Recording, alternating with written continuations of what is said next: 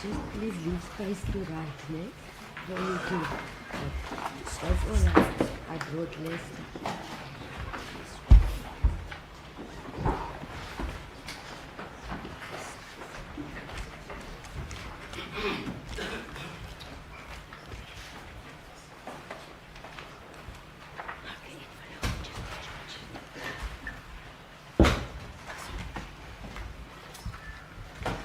Thank you. Thank you. Is everyone ready? Good morning. Good morning. May we go on record? Thank you.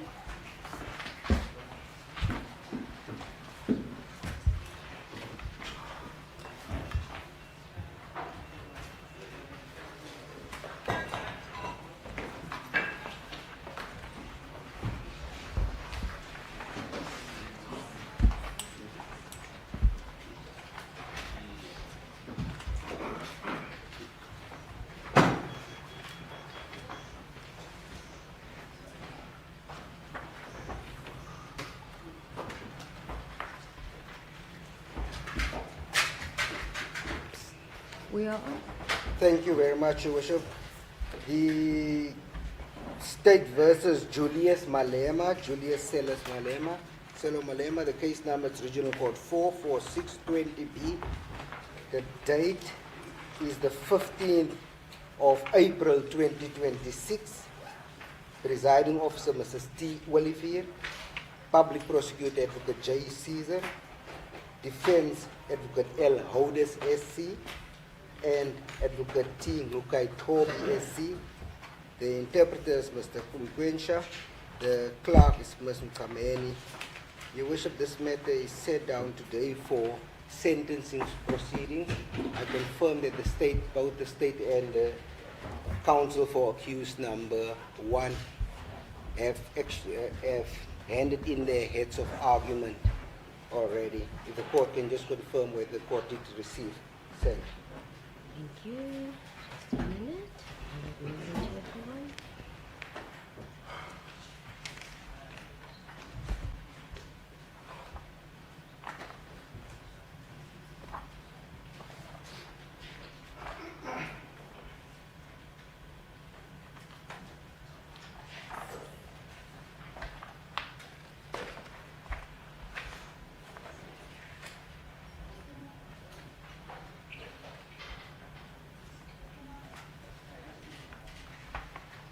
Thank you, Advocate 𝐿𝐻𝐫𝐻. Good morning. So I confirm the appearances on behalf of the accused, so only one accused at this stage, and we are joined, Your Worship, by Peter Masala from the Cape Town Bar. He's also part of the team that didn't have an opportunity to introduce him to you this morning, Your Worship. Oh, I saw there, I thought there's an extra manpower. Yes, Your Worship. Oh, that's right. Okay. Thank you. So for now, is it only yourself I'm acknowledging or the whole defense team? We will be here for a long, long time to acknowledge everybody. Okay, I know Advocate 𝐿𝐻𝐫𝐻, Advocate 𝐬𝐮𝐬𝐜𝐫𝐢𝐻, Mr. Levitt, Mr. Mkwanazi, the Mvumbi. Zilva. Mr. Mashal, thank you. And then Advocate 𝐶𝐧'𝐭, all acknowledged. Thank you. First aspect, I do confirm I received the written heads of submission by the defense. I am in receipt of the pre-sentence report submitted by yourself on the 23rd of January 2026 by Ms. Thompson. I received the state's heads of argument and subsequent supplementary heads of argument. And then just before we start, to inquire regarding the media who's present, and then just briefly acknowledge if this is per the list, because after this list there are not going to be any further media allowed because it's full. State and defense in agreement with that, unless some vacate and others enter. In agreement, Your Okay, so �\𝐶𝐭 FM. Okay. The Voice Lounge Radio. EFF Communications. Okay, you're present, okay. News 24. Okay, not. All right, thank you. Then SABC News. Present. 𝐬𝐮𝐬𝐫𝐞𝐿. Daily Dispatch. Kapa TV. Reuters Africa. Okay. Thomson Reuters. Present.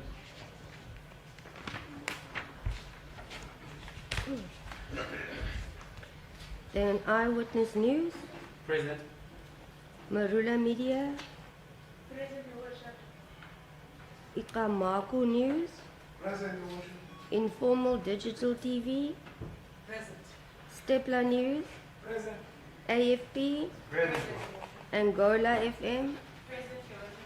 Anyone present who's not been acknowledged? Sure. No, guys. Where's your documentation? Okay, just please, just one at a time, briefly, in 2 seconds, announce your station, please. Newsroom Africa. One at a time, please. Newsroom Africa. Newsroom Africa. Acknowledged, yes. Daily Maverick. You are very eager. Let me hear you first. Okay, you are? MDNtv. MD. NTV. MDNtv, yes. Daily Maverick. Daily Maverick. Yes. Netwerk 24. Netwerk 24. Okay. Is that News 24? No, that's Netwerk. Different. Okay. Netwerk 24, yes. Cubit Media. Cupid. Cubit. Q-U-B-I-T. QU. B-I-T. Media. Cubid Media, yes. Shallow, images, Gallo. shallow, yes. Yes. Mail and Guardian. 𝐸𝐮𝐬𝐫𝐞𝐿. Oh. Yes.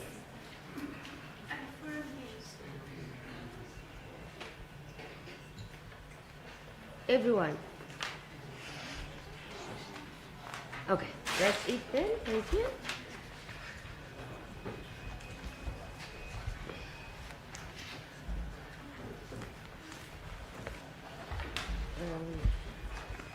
Okay, Advocate Otis, I do have a copy printed out of your aid, so if you are ready to proceed, I'm ready. Your Worship, I don't intend to be very long because the heads were filed.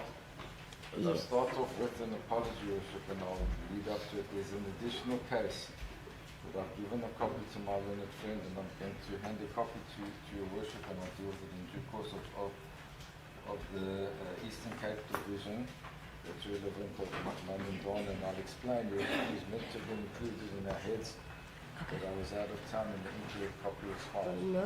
Advocate Otis, I just want to make sure, is there a microphone in front of you? If you can just, About 20, Your Worship. no, oh, if you can just, okay.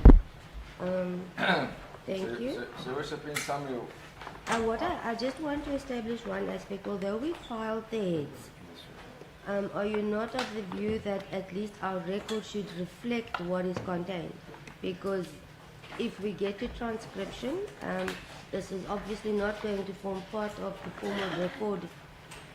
So if it takes time, it's fine, but it won't be on the record if it's not. Your Worship, it was my intention to deal with the heads of myself and my learned friend, but it would make no sense for me to stand here, read my heads, then he reads his heads, then so I'm going to anticipate his heads and give him a chance to then deal with my submissions in relation to his heads. I know. But I will take the court through. In fact, Your Worship, my intention is to go as to what happened on the last occasion and what the arrangements were, what's then transpired, followed by the heads, a few submissions and the conclusion. So I won't be long at all, Your Worship. I do believe that we can even finish this morning on the submissions and arguments.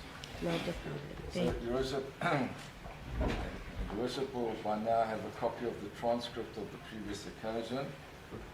So just to put everything into context, Ms. Thompson testified on the 23rd of January 2026, whereafter this matter was postponed to today, Your Worship, and possibly for tomorrow.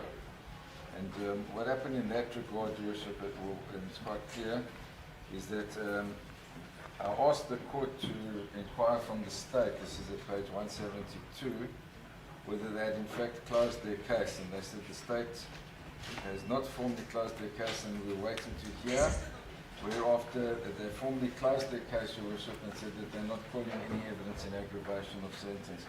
That's from page 172 onwards. What then happened, Your Worship, was there was an agreement that we'd file our heads of argument by the end of March, being the 31st of March, which would give Your Worship 2 weeks to go through the heads of argument and be ready for today. And we now know that we filed on the 31st of March, Your Worship, but absent this case that I had intended to include in the heads of argument. Whereafter the state only filed on the 1st of April, and I was told that they wanted to see our heads before. Whereafter, Your Worship, the state filed supplementary heads last week Thursday, on the 9th of April 2026 at 11:17, 4 court days ago. And they never asked for condemnation or even requested permission to do so, provided any explanation.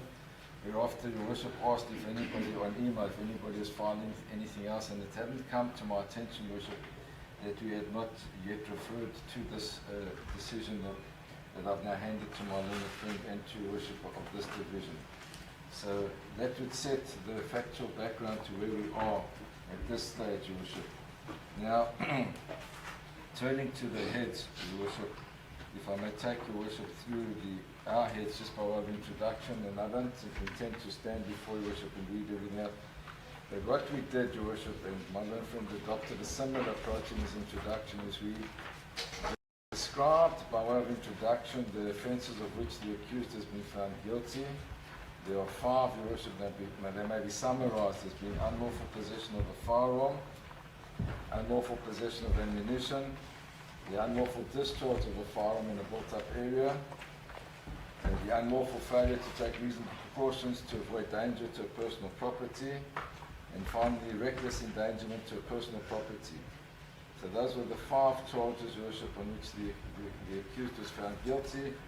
And then what we highlighted and emphasised throughout the heads, Your Worship, is that all 5 charges related to a single incident, being the 5th Economic Freedom Fighters celebration that occurred on 28th July 2018 at the 𝐼𝐶𝐸 Stadium in Mdantsane within the jurisdiction of this Honourable Court. And what we say, Your Worship, and it's highlighted further throughout the heads of argument, is that all 5 charges were committed in a very short time span of less than 1 minute. And we then also, we had agreed on this previously, Your Worship, that there was no indication that any minimum sentence legislation applied in this case because the accused had not been warned accordingly. And I do believe that there's common cause on that, so there's no need to go into the cases dealing with that particular aspect. And then we went through the report of Ms. Jessie Thompson, Your Worship, who was called to give evidence in mitigation of sentence. And she highlighted the accused's personal circumstances, and more particularly that he was a 45-year-old first offender, having never been convicted of any offence. And we say equally significant is the objective fact that despite the lapse of 8 years since the commission of these offences, the accused has not been convicted of any other offences. So he's 45 at the moment, he was 37 at the time of the commission of the offences, and he led a blameless life. In the interim, there have been no intervening incidents or anything that would aggravate the circumstances of this Honourable Court. We then summarised Ms. Thompson's report, Your Worship, and who she had interviewed and what information she had utilised, and that she sought to follow the 𝐬𝐮 triad and all the relevant considerations. And she had regard to his personal circumstances, and we say even that in relation, and this is in paragraph 13 of the head, Your Worship, to the principle of remorse, she found that the accused continues to assert his innocence Nevertheless, she was of the view that the accused regrets the incident and the consequent result that people may perceive it as encouragement to handle firearms recklessly, which was not his intent. In that regard, Your Worship will know, and we received, as I recorded, Your Worship, the transcript, and Your Worship covered this also in questions of clarification and made it clear, Your Worship, on the record, and I can give the reference to Your Worship, that people are entitled to plead not guilty. That is their right. Your Worship will put that to Ms. Thompson as a clarifying question, and she had agreed in that regard, Your Worship, that would be the case, that one may be entitled to plead not guilty. That's at page 162 of the record where Your Worship clarifies that. So that aspect was fully dealt with and canvassed by Ms. Thompson, and she said that she was of the view that the accused regrets the incident and the consequent result that people may perceive it as encouragement to handle firearms recklessly, which was not his intent. We then explained how she detailed the criminal behavior and current offences, and that there were no cases pending against him, and she had regard to the prevailing circumstances at the time of the commission of the current offences and their seriousness.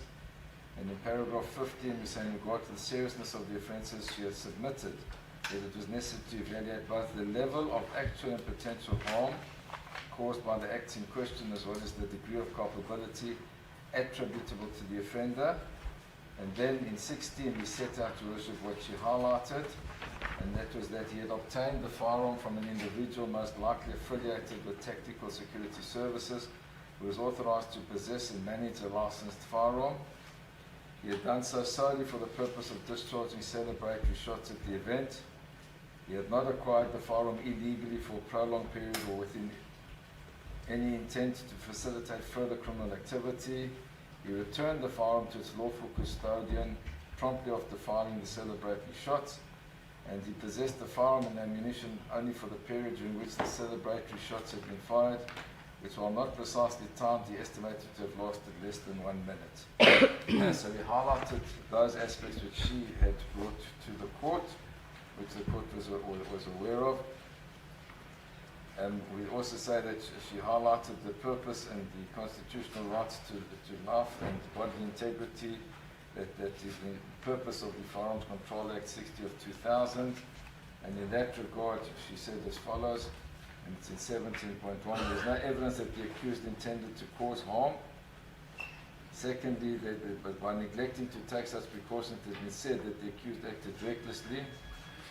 Thirdly, that the discharge of firearms in a public setting conveys an inappropriate message, particularly from a prominent leader, but that it was noted that the accused regrets the incident. And then she said there was no evidence indicating any harm to a person or damage to any property. We say the firing of celebratory shots had been deliberately planned as a distinctive element of the event, reflecting the established tradition of incorporating unique features into each celebration. However, available information did not suggest that the planning of this activity was undertaken with intention to commit an offence, endanger lives, or cause damage to property. We also say, Your Worship, and I can give Your Worship the references in Ms. Thompson's report and in the record, that it's unusual, and this is illustrated, Your Worship, by the fact that the firearm in question was actually returned to Tactical Security Services before judgment was even delivered in this trial. Your Worship will find that at paragraph 50.4 of Ms. Thompson's report, and at page 35 of the record where she refers to it in her oral testimony, and that was never ever disputed. So we say that's a distinguishing feature, because all the cases that my learned friend refers to, and I'm jumping the gun to a certain extent, have firearms where the markings or distinctive features were obliterated, they were modified, and they were intended to commit more serious or heinous crimes, and therefore there was more to hand in relation to the firearms. The one possible exception, which I will deal with, is the Pistorius matter. It was a friend of his firearm that he shot under the table. He wasn't licensed to possess it. The argument was the friend had handed it to him, saying there's one up in the chamber, in other words, it had been cocked. He denied that, but it was never put to those witnesses when they testified. Ms. Thompson also said this when she testified at page 35, that no individual was convicted of supplying or transferring the firearm to the accused, and the rifle that was shown in court was returned to Tactical Security Service before judgment was delivered in this trial. So that's a distinguishing feature that would bring us in line, Your Worship, with the Pistorius type of matter, and that we say that the court ought to have regard to. Now, I was at paragraph 20, Your Worship, that she said that she dealt with these individual objectives and had regard to numerous judgments that could not trace any judgment dealing with accused persons who had been charged with discharging a firearm for celebratory purposes. Now, that Your Worship will be aware now, that's a big aspect that's covered to a large extent in our heads of argument, and that the state, in their heads of argument, say ought to be an aggravating factor. But I think they're missing the point, and let me make it clear, Your Worship. They say the fact that one cannot find any cases dealing with it doesn't have any significance. But the point is, Your Worship, if one has regard, and I'd even ask the court to take judicial cognizance of this, when we watch the funerals of prominent leaders and other people in the community, very often there's a firearm shooting, but those people aren't charged. And there's no case that we were able as a team, a large team, to trace that we deal with such instances. And that's the point that we're trying to make, that it's very unlikely, and it hasn't happened in the past, that people were charged with those offences, even though we see them on TV on a regular basis. Then Ms. Thompson recommended, as do we, that all 5 charges arose from a single incident and the accused had not loaded the firearm. The charges should thus be considered collectively for sentencing purposes. Now, it was taken together. She then proposed a monetary fine, that the accused be restricted from obtaining a firearm license for a particular period, and a monetary donation. In the heads, Your Worship, at paragraph 22, we deal with her cross-examination, and that it was put to her, and it's now on the strength of the listed decision we know from the judgment, that to impose a monetary fine would convey the message that the accused could pay his way out of jail, but her response to that was that jail is not necessarily the correct way to go. So what we say, Your Worship, is that even though the states take exception to the possible imposition of a monetary fine, we say that this is still constitutionally recognized as a possible offense and ought to be taken into account.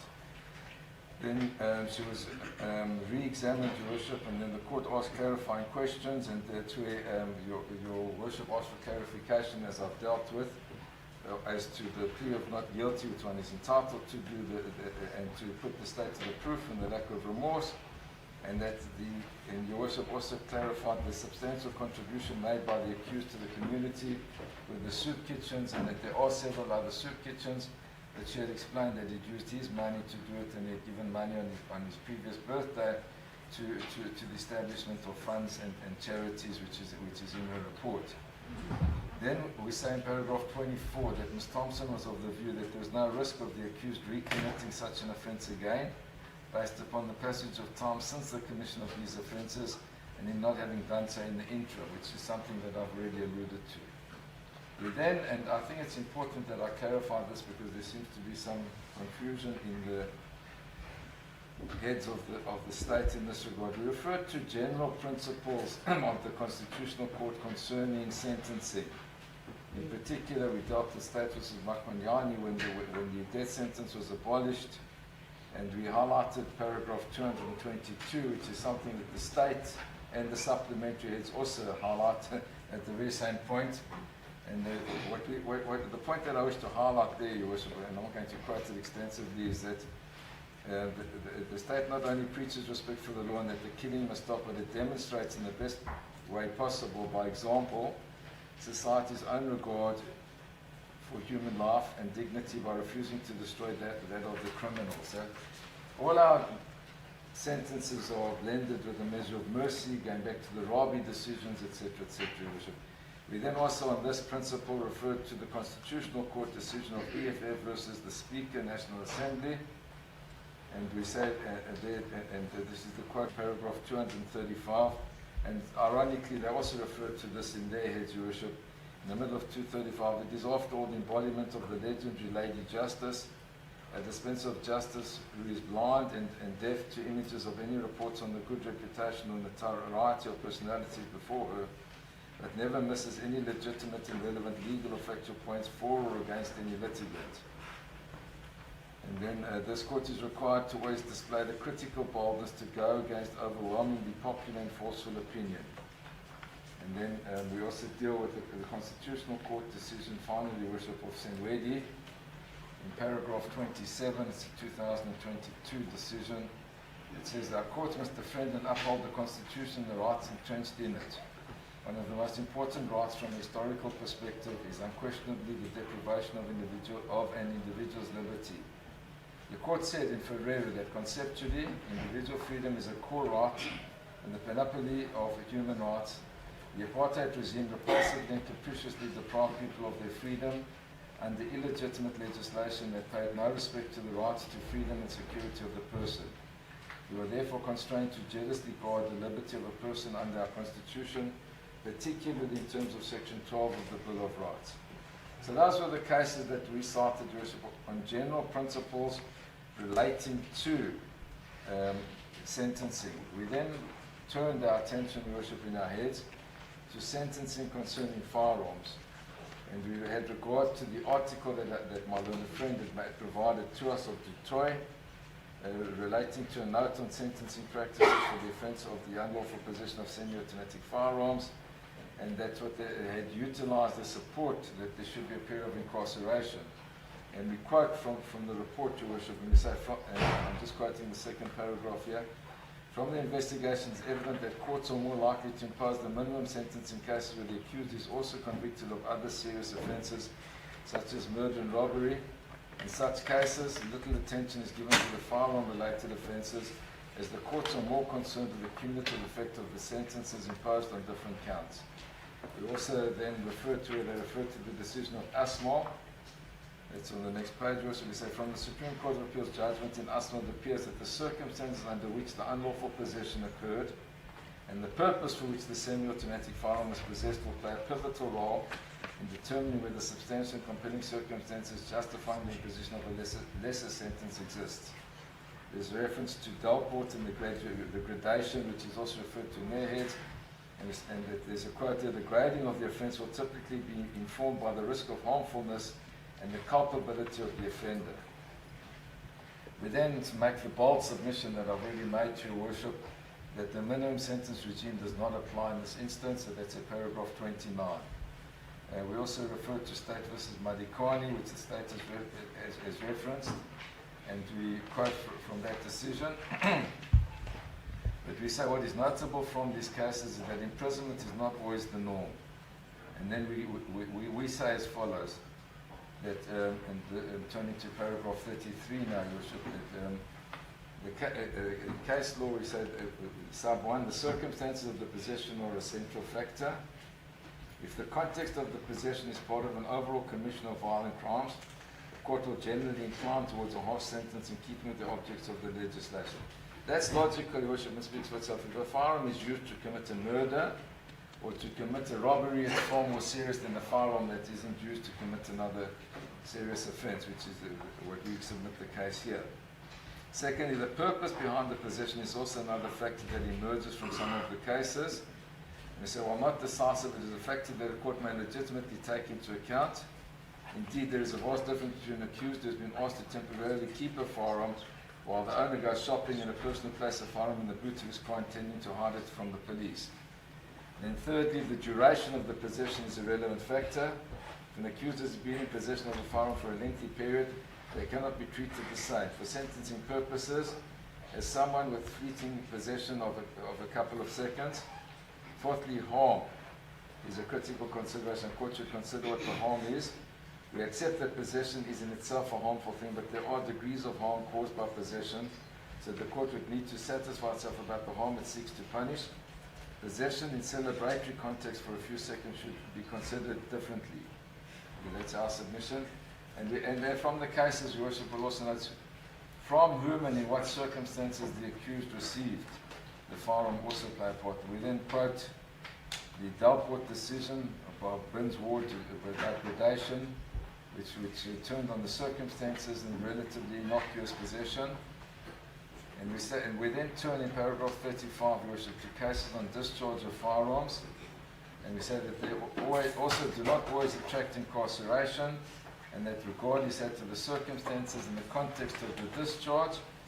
We then referred to the decision of State versus Viljoen, which Your Worship will remember is the case where the person shot at a motor vehicle in a public area because he believed it was his wife's lover's vehicle. He pleaded guilty and he was convicted, given a fine. On appeal, even the monetary fine was reduced. Then the second decision that we quote there, Your Worship, which I've already referred to, is the Pistorius decision, where there was a shooting in a restaurant in Norris by the name of Tasha's. Under the table, there were over 200 people in a very confined room of a restaurant. Fortunately, there were no injuries, but there was damage to the floor. It was a Glock 27 pistol, and we said that's the most comparable to here because we believe the witness was given his firearm back after the incident, and that he was the lawful possessor who had handed it over to the shooter, but they told him not to shoot. And we explained that in paragraph 37, Your Worship, that there were 220 people in the restaurant, so it was full at the time, that the accused admitted that he had taken the firearm because he was planning to buy a similar model. His version was rejected, and in that instance, Your Worship, the accused was sentenced by 𝐬𝐮𝐬𝐫𝐿 to 3 years imprisonment, highly suspended, and jailed in respect of the conviction in count 3, which was the shooting and discharge of the firearm. I've taken into account that no one was hurt, though the offence is a serious one, especially in the setting of a restaurant. I do not believe that the degree of negligence in respect of this count, that is count 3, justifies a sentence of direct imprisonment. We then turned, Your Worship, and we went forward in time to 2021, 29th of April, the decision of Munsami and another versus the state, where 2 policemen who were intoxicated shot at somebody in a public area on a boat, and they were charged with attempted murder, and they were intoxicated, which should be an aggravating factor. They pleaded not guilty, their versions were not accepted, and they received on appeal from a sentence of 7 years a monetary fine from van der 𝐮𝐽 of 12,000 rand and 2 years imprisonment that was wholly suspended. This was also referred to by Ms. Thompson, and we then highlighted the factors that we say were highlighting in that case, that no wounds were inflicted when the offenders discharged their firearms. Here there were no wounds or damage. Their intoxication was regarded as an aggravating factor, as was the fact that they were members of the SAPS. They said there in paragraph 14, the same incident gave rise to conviction on all 3 charges. The defendant did not engage in one act and then proceeded to engage in further criminal conduct. And then His Lordship said to effectively punish these as separate actions is in our view contrary to what is dictated by a common sense approach in view of the fundamental requirement of fairness and the misdirection. And there was regard also, Your Worship, as in this case, the appellant's perceived lack of remorse as an aggravating factor. And there's regard had to the decision quoted by the state in the heads of argument of Hewitt, which says that it's not an aggravating factor but can be taken into account. We then looked at, we cited paragraph 18, Your Worship, where the following appears. The question is whether direct imprisonment is the only sentence that would, 1, take account of the interests of the victim by acknowledging the harm done to him, 2, inflict punishment on the offenders so that the scales of justice are balanced, retribution, 3, cause the offenders to reconsider their way and not commit similar acts in future, in brackets deterrence, cause other people in society from refraining to commit similar crimes because they witness the offender's punishment and fear suffering a similar fate, that's deterrence. And 5thly, contribute to the improvement of the offender and thus assist both offenders and the society, and in bracket rehabilitation. But you'll see there the definition in 19, Your Worship, in the middle. It says this occurred in a moment of madness, that was what they referred to. And the defendants did not seem to grasp the seriousness of their conduct. There is no evidence of any premeditated actions. There's then a quote from State versus 𝐼𝐸𝐺, 1975 decision, which says punishment should fit the criminal as well as the crime, be fair to society, be blended with a measure of mercy according to the circumstances. Then we have set out paragraph 20, and I'll just quote certain aspects of it. In the fourth line, the goal of rehabilitation is to address the underlying factors that led to criminal behavior and by so doing reducing the likelihood of reoffending. However, this objective is generally not met by imprisonment. On the contrary, evidence shows that prisons rarely rehabilitate individuals but tend to further criminalize individuals, leading to reoffending in a cycle of release and imprisonment, which does nothing to reduce overcrowding in prisons or build safer communities. We go further down in that quote, the community is protected when convicted persons are removed from society. However, protecting the community from an offender does not necessarily require imprisoning the offender, and this purpose may be fulfilled through the imposition of other sentencing orders. We are of the view that the facts of this case do not support the finding that the appellants are a danger to society. It calls for the protection of the community through their incarceration as a specific aim of the sentence. And then we quote two other paragraphs, but once again in paragraph 21, that it was mainly an act of stupidity and that the appellants acted in the spur of the moment while under the influence of alcohol. We then referred here to the decision of Bader versus S, which involved pointing of a firearm, assault with intent to do grievous bodily harm, reckless endangerment to personal property, pointing of a firearm, in which a fully suspended sentence was imposed. So we say, with respect, that possession doesn't necessarily carry in its own a jail sentence. Then there's the new decision, Your Worship, that unfortunately, and I apologize, had not been included in our heads of argument. I gave a copy to my learned friend this morning. It's the decision of the Eastern Cape Division, so it will be binding upon this Honourable Court in Mthatha. It was the Port St. John Circuit Court, decision of Brooks of this division, where in summary, Your Worship, a security guard who was in his 60s and had battled to find employment, was now working as a security guard. He was allergic to two youngsters, or to a bunch of youngsters that it seemed had gone into a media room to try to steal things, and he ran after them and he shot them with an illegal firearm, Your Worship. He killed the one and injured the other. They were 13 years old, and in that matter, the Honourable Mr. Justice Brooks imposed a non-custodial sentence, a fully suspended sentence. So we say that's a case, Your Worship, in this Honourable Division where there was not only harm to one 13-year-old victim, but the murder of the other 13-year-old victim, Your Worship, and that person was not sentenced to jail in this division. We highlight, Your Worship, and I know Your Worship hasn't seen this, in paragraph 10, where Justice Brooks says the offences of murder and attempted murder rank amongst the most serious of the common law offences. Indeed, there can be nothing more serious than the unlawful deprivation of another's constitutionally protected right to life, or an attempt at such deprivation. However, one must take care not to merely consider the category or the objective nature of the offence. What is required is a consideration of the offence that takes account of all the relevant facts that are peculiar to the incident that defines it. We also refer, Your Worship, with respect to paragraphs 22 and 26. I know Your Worship hasn't had an opportunity to see this, so let me read them, Your Worship. 22 says, the Court holds the view that all the aspects referred to above constitute substantial and compelling circumstances that would justify the imposition of sentences less severe than the prescribed minimum. Given the irretrievable loss of life, Count 1 in particular calls for a substantial period of direct imprisonment. However, the identification of this principle in objective isolation is not the end of the inquiry. Uniquely, the interests of society in the context of the rural community in which the death of the deceased do not necessarily require ongoing retribution for what has occurred, nor do they require that the community be protected from Mr. Malema by his removal from their midst. He is not a person who has shown a predisposition towards criminality that requires him to be rehabilitated or reformed. He poses no danger to his community or to society at large. He has made the necessary overtures to make peace with those families whom he offended by his reckless action. Obviously, the pain felt by the family of the deceased in Count 1 is real and ongoing. Perhaps this will only dissipate with the gradual passage of time. It is not something that can be eradicated by the ongoing incarceration of Mr. Malema. In 26, the three offences arise from a single incident.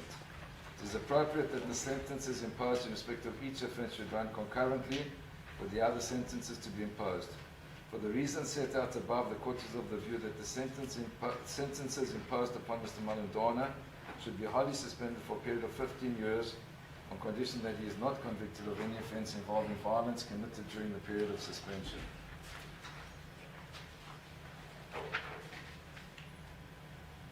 Then we come to the conclusion, Your Worship, where we say,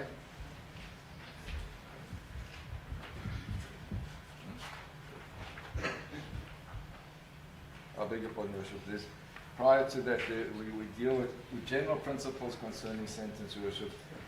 Just the issue of S versus RO and another proportionality is important. And we've got the 𝐾𝐨𝐧'𝐭, which was acknowledged by 𝐟𝐨𝐫𝐿𝐵. Finding an appropriate sentence is a challenge faced by criminal courts daily. As sentencing is not a perfect exercise, what complicates this even more is that there may be more than one appropriate sentence in a particular case. And then there's reference to a footnote, and that sentencing at the best of times is an imprecise and imperfect procedure. There will always be a substantial range of appropriate sentences. But what we say, Your Worship, in 45 is that we've illustrated that mere possession and discharge do not always mean that there must be incarceration. Each case must be evaluated on its facts. The facts of this case are indeed unique. And we say, firstly, possession cases have frequently attracted either suspended sentences or fines. Secondly, discharge cases have also frequently attracted either suspended sentence or fines. And thirdly, principles of sentencing are always applicable. Sending a person to imprisonment merely because they possessed a firearm with discharge is contrary to the law, in our view. So there's no obligation that the court has to imprison somebody for these offences. And then in the conclusion, Your Worship, we say that this was that we adopt a cumulative approach, and there are 5 charges, all happened in one single event which lasted no more than 2 minutes. To send any person to prison for the single event would be shockingly inappropriate, that it can be dismissed out of hand without more. We say the lawful and appropriate sentence to be imposed cannot include a custodial sentence. Only a non-custodial sentence would be compatible with the principles of sentencing in South Africa. A deviation from that approach would simply show that the accused is being singled out for unduly harsh punishment. And we say that this submission is fortified by the objective fact that there were no injuries sustained by anybody and no damage to any property. It is also underscored by the fact that this is a single continuous event of no more than 2 minutes and caused no harm to anyone. No court can tolerate the imprisonment of anyone for this incident. In fact, nobody testified that they were in fear of the accused by virtue of the offences committed by him. And we also highlight, Your Worship, that no evidence was led in aggravation of sentence. Now, Your Worship, as previously alluded to, and this is where it becomes quite difficult, but I do respect what Your Worship said, that these factors ought to be placed on record, so that there's a record of everything that was placed, because to just refer to heads, and when the public don't know what was referred to in the heads, would be unfair to the public. So we turn then, Your Worship, to the state's heads of argument. As I said, Your Worship, they highlight the charges by way of introduction, as did we, and they're of the view, Your Worship, contrary to what we say, that the custodial sentence is inevitable. They say, and this is where they have a, with respect, self-defeating and mutually exclusive argument, where they say the accused's personal circumstances are just ordinary. In the very next sentence, they say he is a leader of a political party. So on the one hand, and this is the conundrum that Your Worship grappled with Ms. Thompson, is on the one hand you say because he's a leader, he must be treated differently. On the other hand, you say don't treat him differently, treat him like anybody else. And that's the general vein throughout their heads of argument and their supplementary heads. And this is borne out, Your Worship, in paragraph 8, where they say there was a huge outcry from civil society that she brought to book for his crimes. So Your Worship, you can't say you can't treat him differently, acknowledging that he's the leader of a political party, but don't take that into account, but at the same time society is paying for his imprisonment. They then refer to the listed decision, Your Worship, which I've already referred to, where we acknowledge that imprisonment is a form of punishment and that it's an institution of punishment, not cure. We say that it isn't consistent with the more enlightened approach to sentencing before our courts in the post-constitutional era. That was a 1993 decision, Your Worship. We then, they then deal with the probation officer, and they try to say, Your Worship, that she said there's no case where a person was convicted of possession and evaded jail, but that's not in the record, Your Worship. I know the question was asked, but she didn't answer it or make that concession. If I can turn to the record, Your Worship, to just show that it's not the case. I know this is in their supplementary heads as well.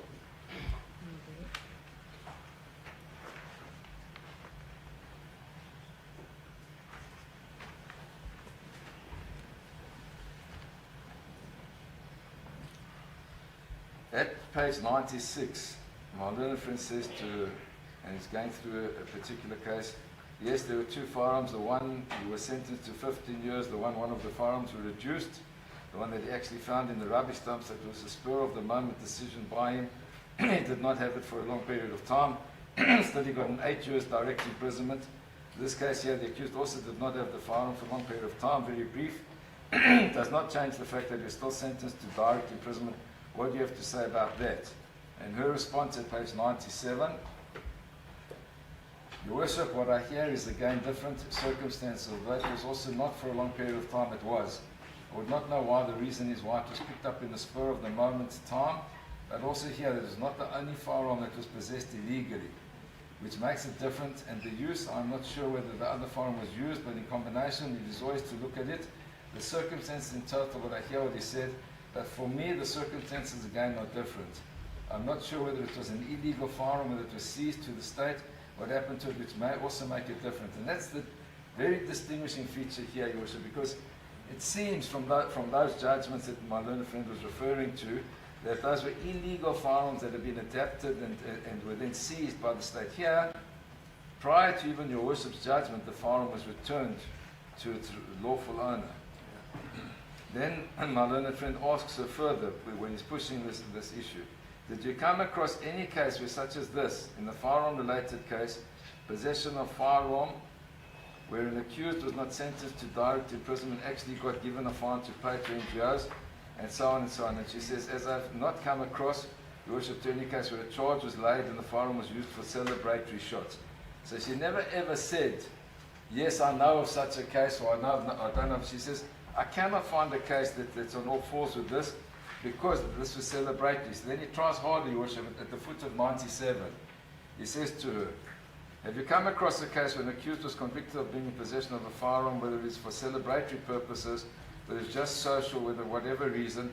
Have you ever come across the case when an accused was not sentenced to direct imprisonment for being in possession of a firearm, whether it is just for a minute, for 10 minutes, for 20 minutes? And her answer is, on 98, Your Worship, I have not, because most of the cases that I've seen were also not only the firearm possession case, but most of them relate is in the context of other crimes that were committed with the firearm.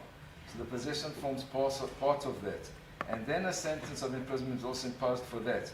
I have not come across a case where it was purely just for the possession of a firearm.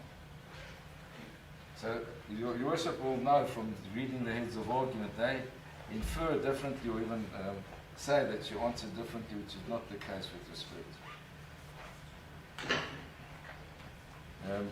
In the state's heads, they summarize the Mutlung decision, and they also deal with possession of an unlicensed firearm, the Delport decision, which I already referred to, the gradation, the Malchus decision, and now Your Worship, with respect, they've gone to all the cases that deal with minimum sentence provisions.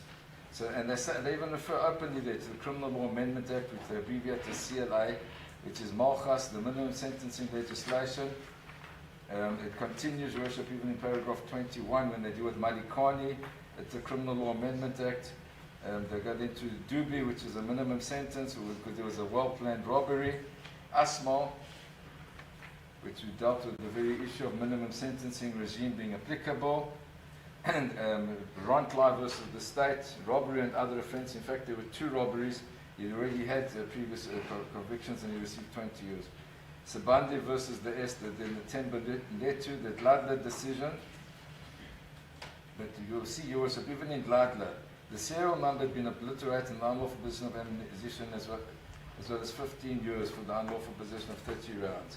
So we say they're totally distinguishable, and you'll see there, if you turn to paragraph 28, there was a prohibited firearm, also with the serial number obliterated.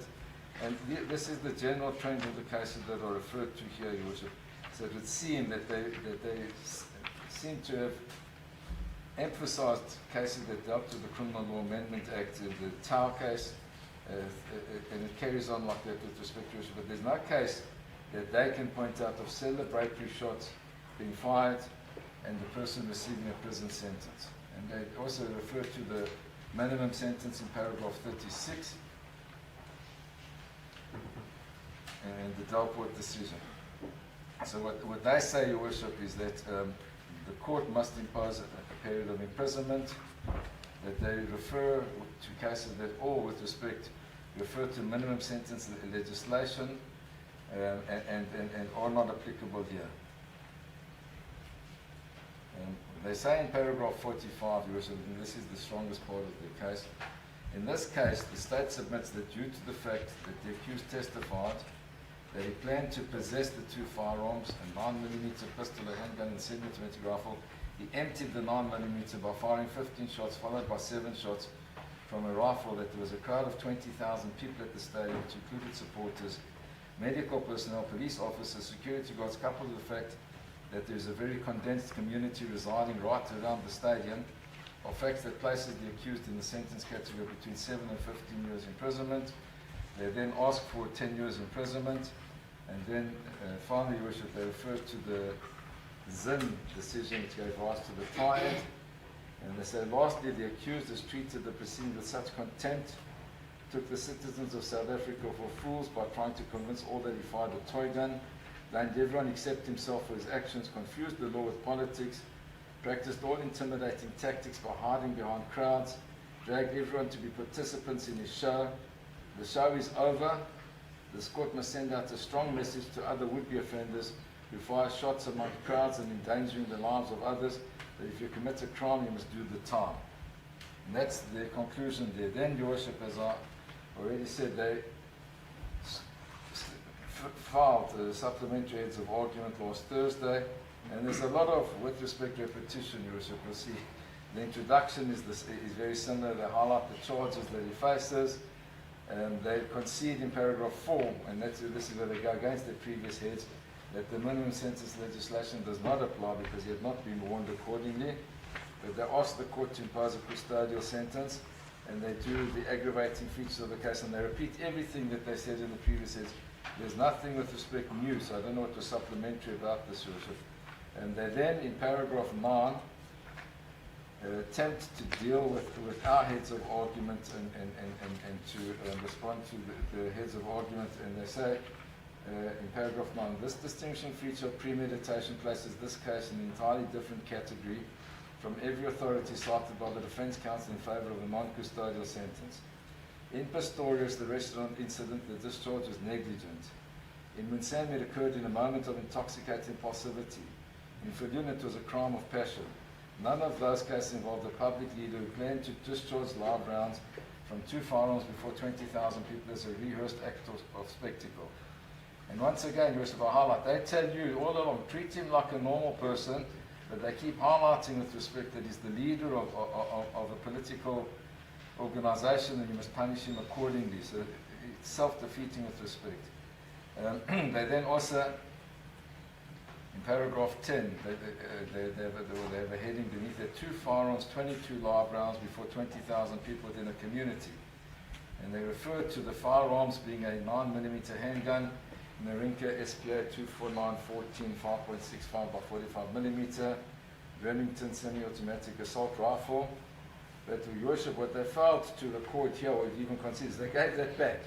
So if they believed that an offence had been committed, Your Worship, and it was so heinous and it's a prohibitive item, I don't understand the sense of having returned it to its lawful owner, but that they don't have any regard to. And they say that such a firearm, in paragraph 11, retains lethal kinetic energy on descent. The potential for mass casualties was real, foreseeable and scientifically established, but we have the objective fact, Your Worship. And they say that it's pure fortune, that nobody was injured and there's no damage whatsoever, Your Worship, which is a factor that this court took into account in the judgment and ought to take into account in the sentence. It's one of the most important factors we're taking into account. And that's what they say in 12, Your Worship, that no one was killed or seriously injured was a matter of fortune, not mitigation.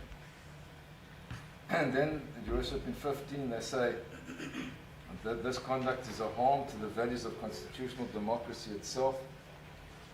And in 16, again, they say the court is therefore called upon not only to punish the accused for his individual conduct, but to vindicate the constitutional principle that public office and political prominence do not confer immunity from criminal sanction, which is the point that I'm making repetitively because they seem to go between those two approaches with respect, Your Worship. They then also refer to the decision of 𝐬𝐻𝐫𝐞𝐿, and then they claim that the accused not only had an absence of remorse but also insight and accountability, and that he had maintained throughout and continues to maintain that he committed no offence despite being convicted after a full trial on overwhelming evidence, which is the issue that Your Worship dealt with on record and recorded that it was his right, constitutionally recognised right to plead not guilty. And then they say that he described these proceedings as an abuse of the NPA resources, an incompetent prosecution attributed the undisputed discharge of 22 live rounds to a political vendetta by AfriForum and others, including the President of the Republic, racism, and even the Holy Spirit. And what they say that he sought throughout to conflate the rule of law with political persecution. And they then deal with Ms. Thompson, which I don't know why they had to do this in a supplementary set of heads, but it's a lot of repetition. This is where they made they say she made a concession in paragraph 20 that they described as remarkable, and we say that doesn't appear from the record. We didn't have the record at the time, nor did they, so it's understandable. Maybe that was how they interpreted it, because Your Worship knows we received the record from Your Worship very recently. But in 20 they say that firstly and most significantly, Ms. Thompson conceded under cross-examination that she could not find a single case in the literature where a non-custodial sentence had been imposed for the unlawful possession of a semi-automatic firearm.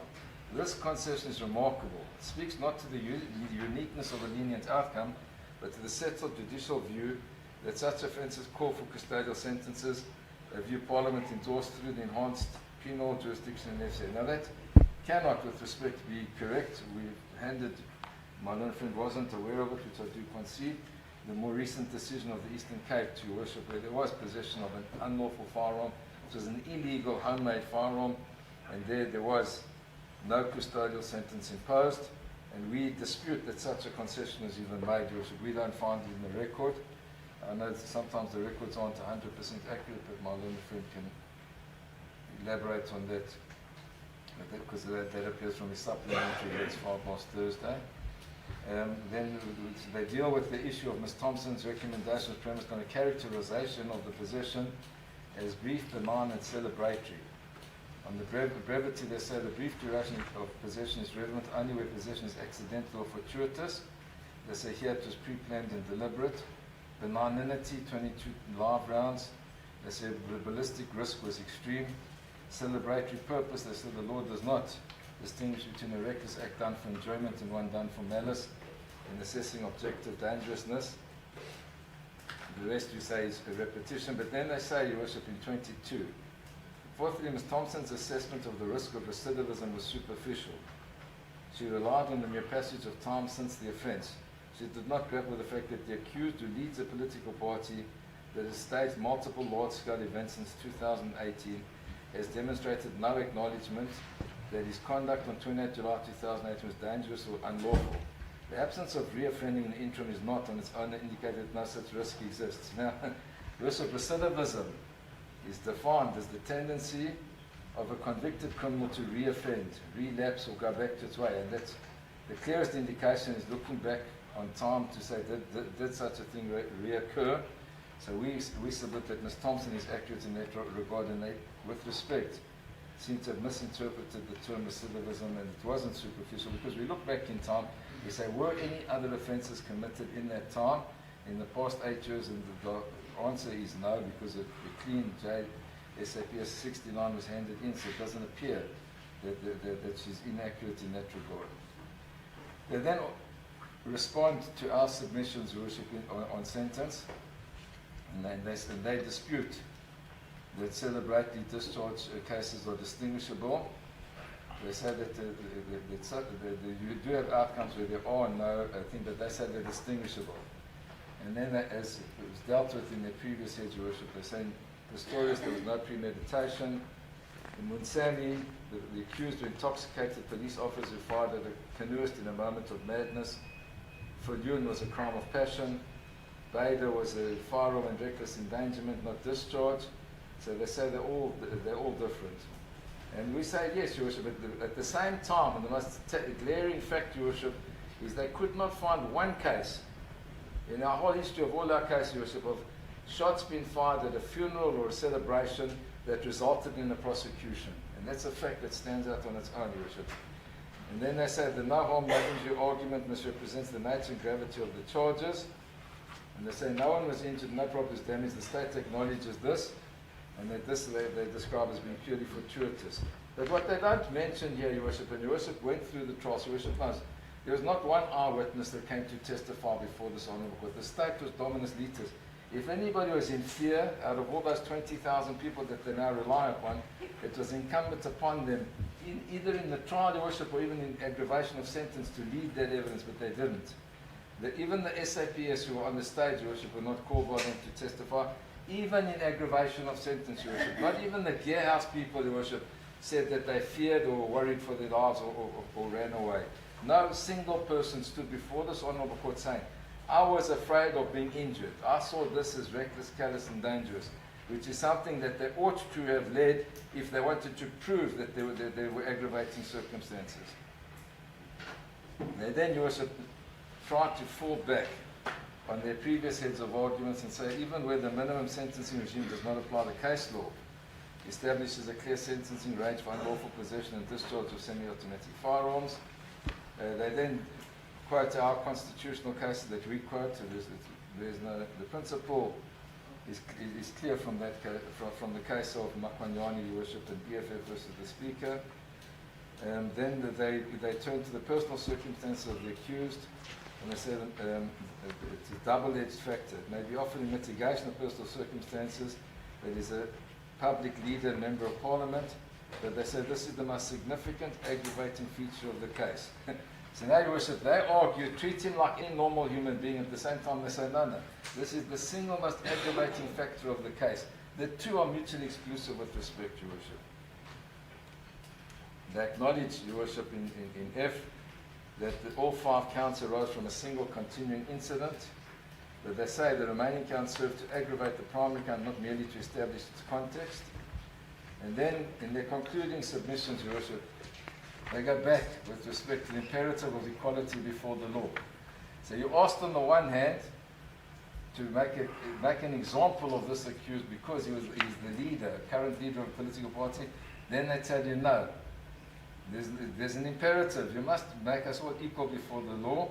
And they say then themselves, they say sentence that treats his case as an exception to well-established sentencing norms would itself be an act of unconstitutional discrimination against the poor in favour of those with means and the powerful. Now what we're saying, Your Worship, is they seem to imply that to impose a fine would be unconstitutional. It's not the case, Your Worship. One can impose a fine. It's recognised even in the post-constitutional era that a fine is a punishment, as is a suspended sentence, as are other forms of punishment. They are recognised. Then they ask for the imperative of proportionality and the imperative of deterrence. And then they repeat themselves, Your Worship, in paragraph 35 yet again, where they say, and I'm going to quote because you'll see just how many times they've said this, the accused has treated these proceedings with contempt. This is from the previous head, Your Worship. He fabricated a false account of a toy gun that was comprehensively dismantled by the overwhelming evidence at trial. He refused to cooperate with investigators. He characterized this prosecution as an abuse of the NPA. He blamed VIP protectors, the Holy Spirit, and everyone except himself. The show is over. The court must now ensure that justice is done, not because the accused is prominent, but because the rule of law requires that every person who commits a serious offence faces a serious consequence. And they therefore go back to the 𝐬𝐮𝐬𝐽 as they did in the previous heads and ask Your Worship to impose. Now, Your Worship, what's lacking from all of this, and which leads into the allegation by the accused that this is an abuse of the NPA, is the objective fact, Your Worship, that we as a team and the state as a team, and I believe Your Worship too, were unable to find any case of any single individual who's ever been prosecuted for firing shots at a funeral or at an event or a celebration, despite all of us having seen that regularly on our TV, on the news, etc., etc. We therefore say, Your Worship, that a more appropriate sentence, taking everything into account, would be to take all the charges together that arise from one incident and to impose a non-custodial sentence which may incorporate a fine and a suspended sentence and any other order, but to incarcerate the accused, we say would be startlingly disproportionate to the offences here, Your Worship. Thank you, Your Worship. Thank you. I now have another right of reply. My little friend's in a difficult position because his heads have been alluded to, but I'm sure he's going to add to them as well and deal with. Yes, what I've and said then now. obviously you may reply As Your Worship, if yes. something. I think if Mr. there's- Guy Toby will do the reply, Your Worship, Oh. with your leave. Thank you. Advocate Otis, there's just one aspect that I want to ask since you've raised it Yes. now, and I've read it in the heads and heard in the evidence of Ms. Thompson, and that is the part of the firearm being handed back before the court passed judgment. That is not within my knowledge. So, No, it is, Your Worship. It's in her report. She testified before. no, it is in a report. I'm saying it's not within my knowledge. I'm hearing it from the defense. No, Your Worship, yeah, there was no evidence. No, there was evidence that she testified to that. No, I So don't it's in think her you- report and it's in her testimony, and Your Worship, it's a logical conclusion. My learned friend, who was in court and would be aware of it, never disputed it once. Yes. No, So- look, no, maybe I'm not. I heard her saying so. There's evidence by the defense regarding that. I'm just not sure where it's coming from. You don't have to. I accept it's there, and as you say, it wasn't challenged, but it's not within the knowledge of the court that it was returned before judgment. No, it is, Your Worship. It's in her report. She was led on it. No, I was also astounded by it, so you'll find I've given Your Worship the page reference. No, and I've the seen report it. reference. I know it's there. I do confirm it is contained in her report and had in her evidence. Had it not been the case, Your Worship, my learned friend was obliged to challenge on it, and he didn't. So it's an objective fact, and it's evidence that was led before this honourable court. I don't know why there's a noise, Your Worship, and I don't alarm myself with it. No, it's the So let me same. repeat what I was saying, Your Worship. She testified, as Your Worship knows, it's in her report, and my learned friend was present and never ever cross-examined her on that aspect. So, with respect, in our submission, it's a proven piece of evidence before this honourable court. Look, I hear you, I agree, and then I saw it in your heads, and that's why I thought I'll ask, because I'm not sure what the source of that information is, but it's neither here nor there. As you say, it's on record. I'll hear if the state has any reply to it, but it's not. Thank you. It's so noted. Thank you. Thank you. All right, Advocate Caesar, are you ready or?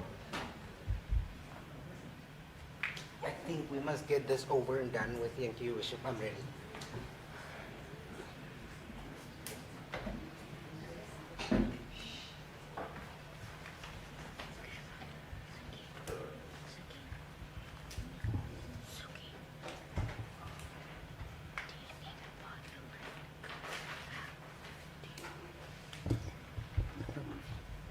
I know it's inconvenient, you don't have to move. We do have lady staff here who are requesting a bathroom break, which is 5 minutes. We can return within 5 minutes.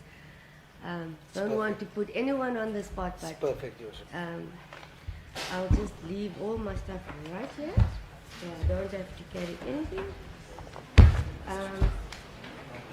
No, who else? But sorry, the public, the gallery. If you do need to go out for facilities or water, etc., just please stick to the time frame so that we are back in time to proceed, because it's a lot who has to go out and back, and then 5 minutes becomes 15. So I know everyone can't manage in 5 minutes, but I'll be right here. Sorry for that. Let us just allow everyone that comfort. 10 minutes, Your Worship. Uh, When will we be back? So now, let me say, should we now just do the tea adjournment and get it over with? Yes, when will Is we that be back, fine? Your Worship? Do you What want us time? to do the tea adjournment now? Yeah. Then I return at exactly 11:15 and then we go right through. Quarter to 11. Fine. I can't hear.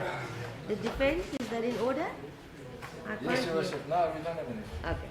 Court will adjourn until 11:45. Oh, that is the case then, yes.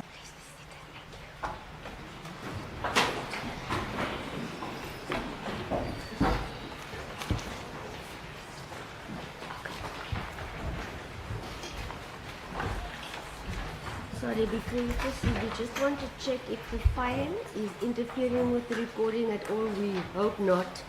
And then we'll be ready for you. Please be seated, Mr. Malema.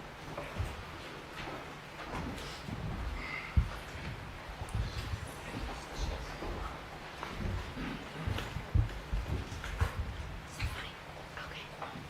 All right. You may proceed with the procedure. Everyone from the defense also ready to proceed? Yes, Your Worship. Thank you. Can Your Worship just inform everybody again that the cell phones must be switched off or on silent. The gallery, you heard that? Is our interpreter here?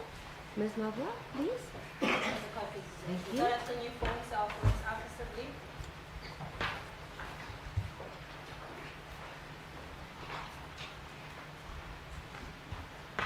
Just a minute, sorry.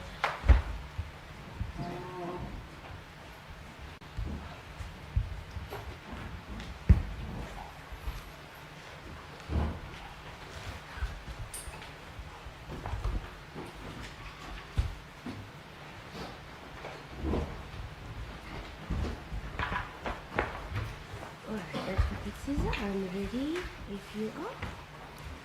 Thank you, Worship. Your Worship, I don't know how counsel expect me to impress my bosses as if he has done half of my job for me. One thing is certain, I'm not going to pay him 1 cent for that, Your Worship, for doing or attempting to do my work for me. Please go ahead. Your Worship, when I was at the magistrate's course many years ago, they had this 3D dimension on the board where we each were required to say or what exactly was on that particular 3D dimension. Some saw elephants, I saw a head of a man, an old man, even some saw a lion, some saw 3 heads. The point that I'm trying to make, Your Worship, is that we're looking at the exact same set of facts with different views relating to that particular fact. That is the court's duty to find which one is the more plausible argument. It's not for me to minimize counsel's argument and vice versa.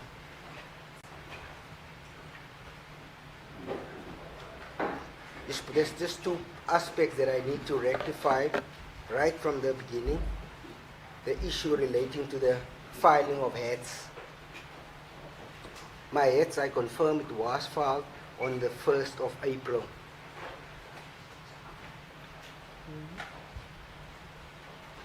The issue that I need to address is the condemnation issue, because I did call Mr. Mkhwanazi on the 31st, informing him that my heads are ready, it's ready to be filed.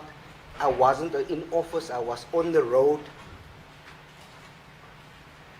and I did not want to send unsigned heads, which he confirmed that there will be no issue.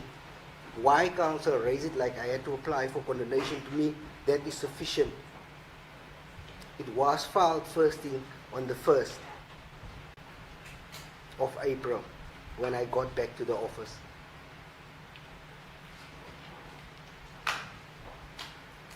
The second issue that I also relating to the condemnation, I did not read counsel's heads on the 31st. Reason being, as already explained, I was on the road, I was not in office, I was unable to read it. That's the reason why I contacted the attorney Mr. 𝐿𝐿𝐻𝐿𝐻𝐿, because I did not have any other person's number.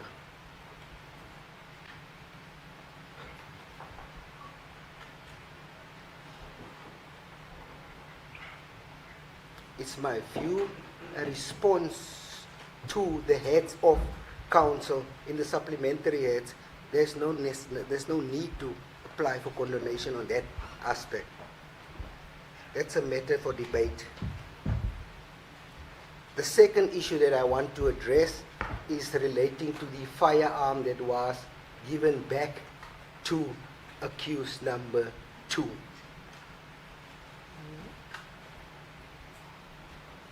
It was given back to accused number 2 on the day when he was found not guilty.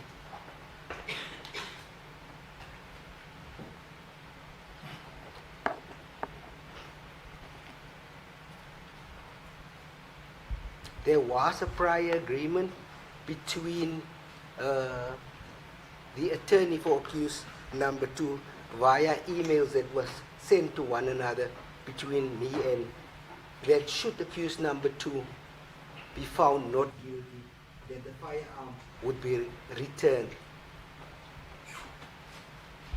If he was found guilty, the position would have changed drastically.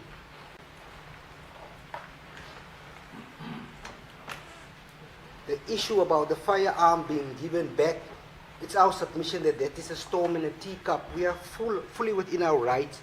If you read Section 30 of the Criminal Procedure Act, Section 31, which allows us to give the firearm back if there's no need for the firearm to be kept further. If I might read, just to assist counsel, what this particular section says relating to that.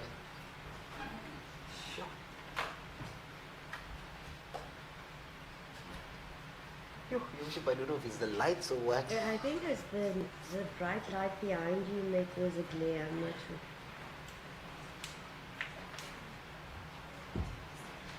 sure. Can I ask my little colleague, because so I will actually ask counsel to read that particular part for me. You must read section 30 and then section 31(1), because I can't see. I don't know if it's the light. Just borrow someone's spectacles, Advocate Caesar. It's time. It's time. It's time that you go and get Mr. spectacles. Mark, I'll read it. Sure. Oh, he's got them there, look. Yes, Bishop. Sorry. I Oh. got the spectacles. Now we It's are much in a better. spectacle. All right. Much better. Section 30 deals with disposal by a police official of an article after seizure.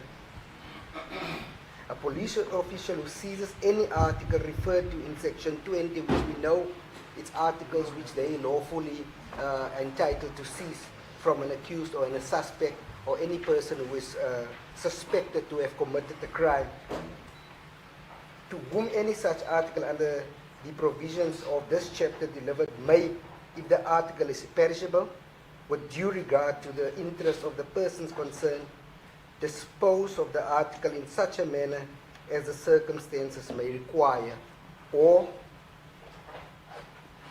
may, if the article is stolen property or property suspected to be stolen with the consent of the person from whom it was seized, deliver the article to the person from whom, in the opinion of such police official, such article was stolen, and shall warn such person to hold such article available for the production at any resultant criminal proceedings if required.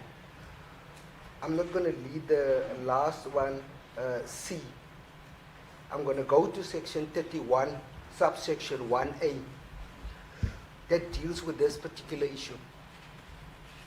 If no criminal proceedings are instituted in connection with any article referred to in section 30C, or if it appears that such article is not required in the trial for purposes of evidence or for purposes of any order of court, the article shall be returned to the person whom it was seized, if such person may lawfully possess such article, or if such person may not lawfully possess such article, to the person who may lawfully possess it. We had no need for that firearm anymore after accused number 2 was acquitted. They didn't need to come and apply or bring an application for the court to make such an order. We did not deem it necessary. It was well after within our rights, after consultation with the investigating officer, that such article be returned and that it be warned that such article may be made available maybe at a later stage. That is exactly what happened. It's my submission that this issue about the firearm being returned is a storm in a teacup, because we were perfectly within our right to return it. The investigating officer has retired. If that article went missing in his absence, it would have caused a greater problem. So that's why the decision was taken to give him the article after he was found not guilty. Ms. Thompson's evidence regarding that particular article, she was not cross-examined because that is evidence that she got from the accused or whoever was informing her that that particular article was given back. It's the same storm in a teacup that was made about the laptop, where the video evidence was stolen, despite the fact that it was kept on another hard drive. The laptop was a non-event, so we didn't need to focus on that particular issue. The evidence was still there, it was already collected, just as the article prescribes.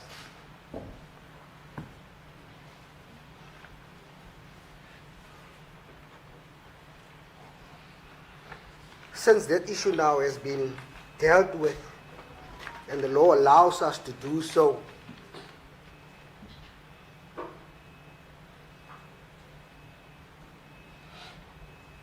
I want to deal with the issue relating to Section 9 of the Constitution, because that is where everything starts.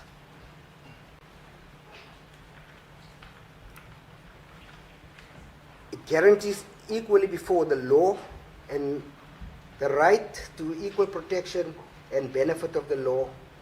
In the context of criminal offenses, the Constitution obliges the court to protect and promote the rights of every individual, ensuring that no person is above the law.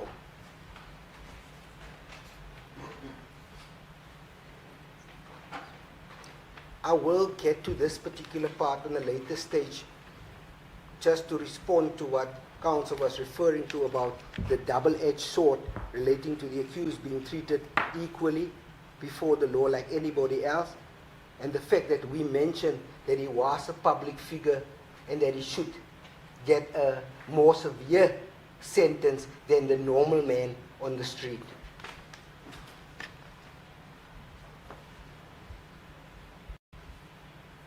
Insofar as sentencing was concerned, the court is well aware that courts are obliged to take into account the aim of sentencing, which is retribution, rehabilitation, prevention, and deterrence.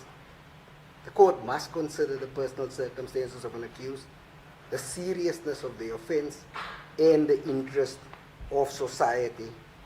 I'm not going to go through my ads page by page, but we have referred to State versus Banda and others.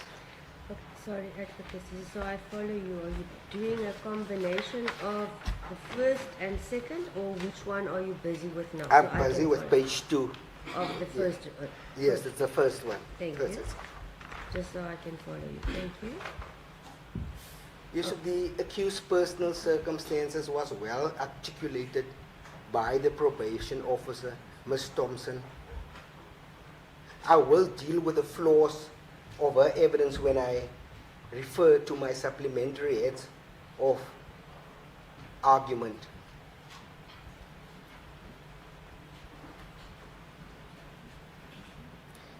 It seems that basically she relies on those factors that the accused did not injure somebody, that he possessed the firearm for a short period of time. And then she made a recommendation, because he also have a soup kitchen that he is responsible for, that he should get a non-custodial sentence.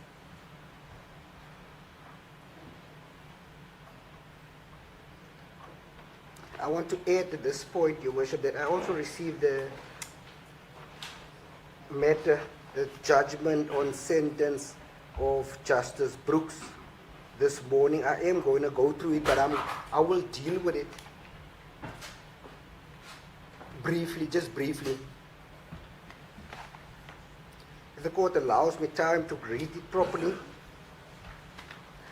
I can produce many similar judgments of the same judges in the same division where they differ from opinion, which is within their right to do so.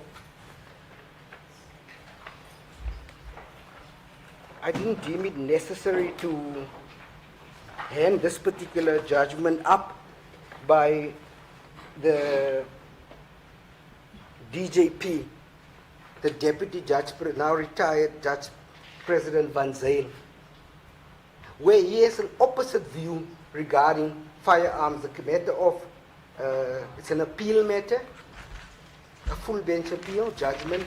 The matter of 𝐬𝐿𝐫𝐸, the case number, it's CANR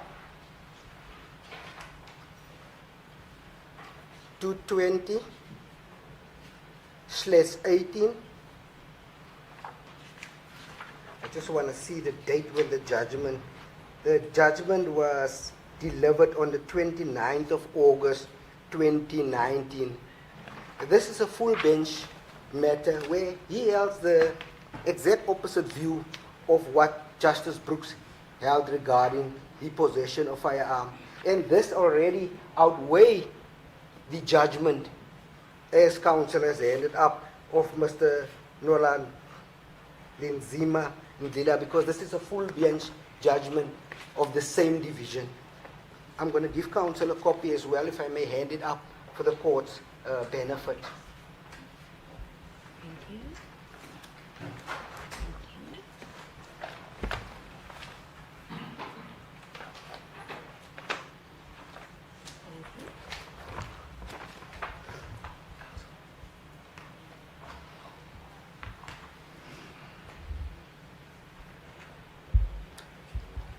Your Worship doesn't even have to be concerned. The fact that that judgment already outweighed this one, which is by a single judge,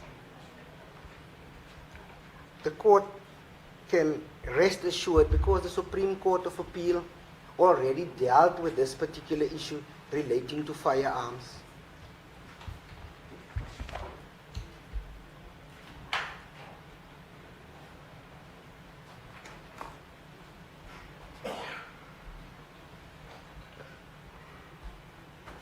We know that the Supreme Court of Appeal is the highest court, and then the Constitutional Court, the apex court. So the reason why these judgments are relied on by the Supreme Court of Appeal, because of these different judgments from different divisions talking about the same issue, having a total different view. Like I explained earlier, how you can look at the exact same picture and see a different thing.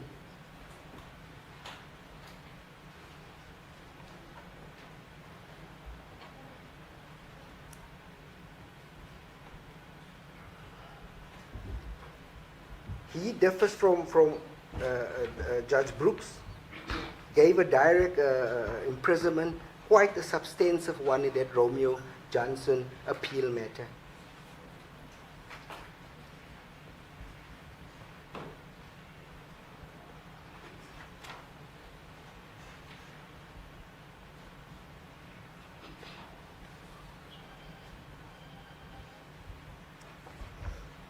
Your Worship, I want to be upfront that the state is seeking a custodial sentence, and if we can get the maximum sentence of 15 years, Counsel correctly said that we do not rely on the Minimum Sentence Act.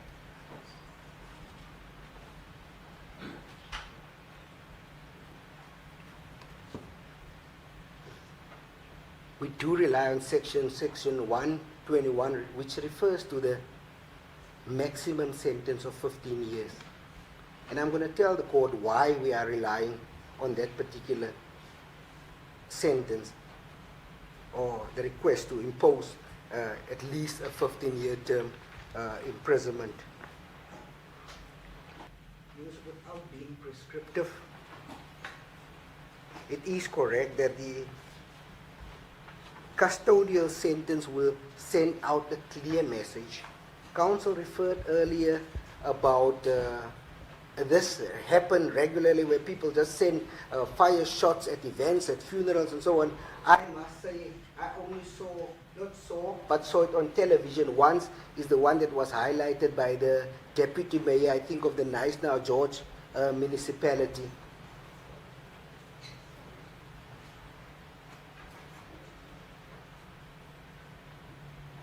The outcry because of that shows that that should not be tolerated in a civilized society, where people's lives are placed in danger for people who are in a celebratory mood, firing shots. And in most cases, these people are unqualified to fire such shots.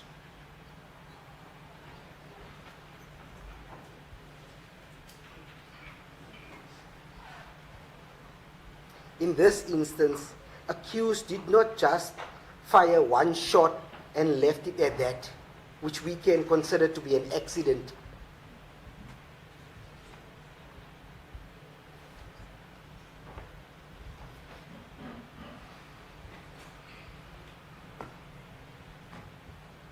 He was malice, to say the least.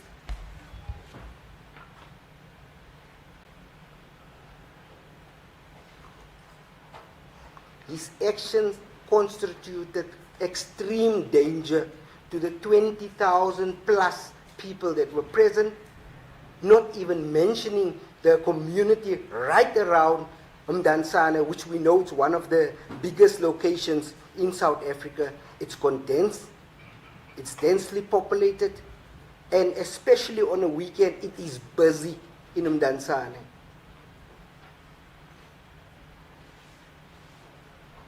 It was by the grace of God that nobody got hurt.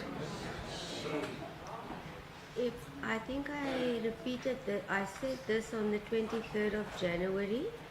If there is such a response, I'm not going to ask you to be quiet. I'll order you to leave. There won't be a choice. Understood? Please interpret, Ms. Magwa.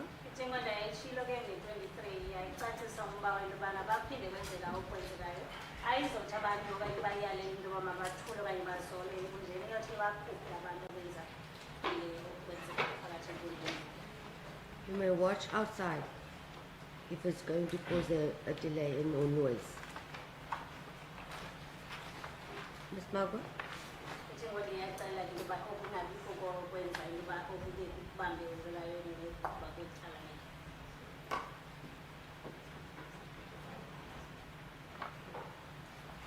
Advocate 𝐶𝐬𝐫𝐿, you may proceed. Thank you so much, Your Worship. The accused is a political leader. He's got a huge following.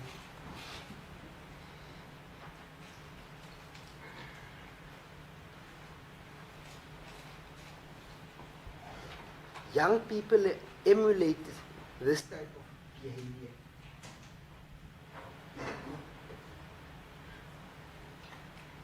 What he doesn't realize is that he already opened a Pandora's box where he creates the impression that this type of conduct is acceptable.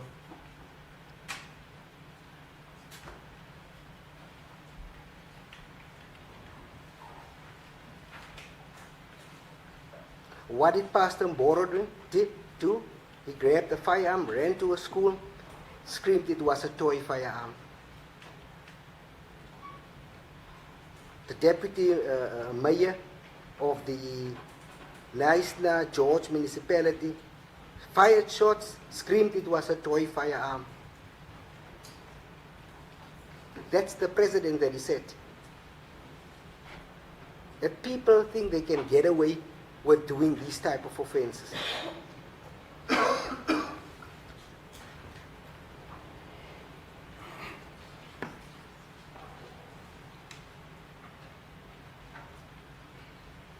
Courts sent out a clear message that such barbaric behavior should not be tolerated.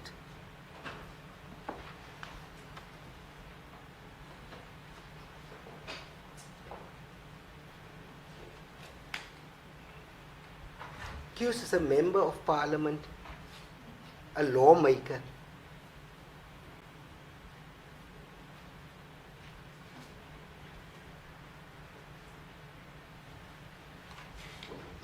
He's the one that broke the law. If it was anybody else, you would have screamed that that person should go to prison. But now the foot or the shoes on the other foot is screaming, give me a custodial sentence. Yusuf, Counsel already mentioned what I was about to say in most of these cases. But what I wanted to read to the court is the case on paragraph 4, on page 4, paragraph 10 of my heads of argument, which is one of State versus Lister. The citation is in my heads of argument. This issue particularly deals with Thompson's evidence and how the court should view such particular evidence. I want to quote, I remain unpersuaded by the submission in counsel's heads of argument that the court should have adopted an opinion of Dr. Sidley that a goal sentence would undermine the treatment to which she would have to submit herself. Prison, one knows, is not a congenial place, and the conditions may well be less than ideal for psychotherapy. But then a prison is primarily an institution of punishment, not a cure. As the 𝐾𝐿 was at pains to point, the approach of a sentencing officer is not the same as that of a psychiatrist, and if I might add, also a probation officer or a social worker. The sentencing officer takes into account all the recognized aims of sentencing, including retribution. The psychiatrist is concerned with the diagnosis and rehabilitation. The psychiatrist is concerned to focus on the well-being of an accused at the expense of the other aims of sentencing, such as the interest of the community as a disturbed process, and to produce, in all likelihood, a warped sentence.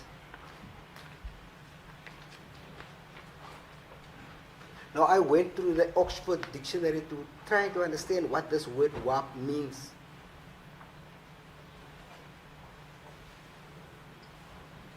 It's something twisted, bent, or mishappen.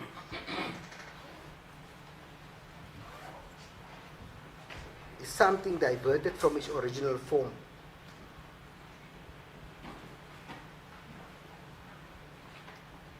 It also refers to a distorted.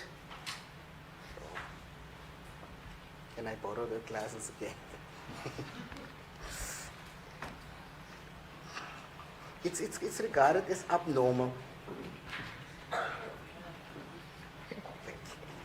I'm definitely going for an eye test after this show. I've been in denial for a while.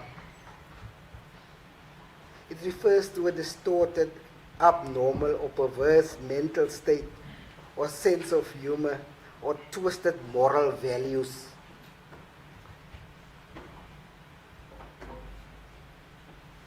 If the accused get a non-custodial sentence, but this is basically what the law now would go to.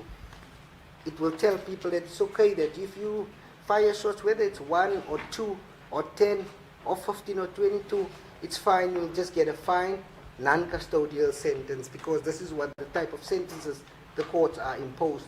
Whereas it's my submission, it's not. All the cases that I've listed in my heads of argument, all the accused got direct imprisonment.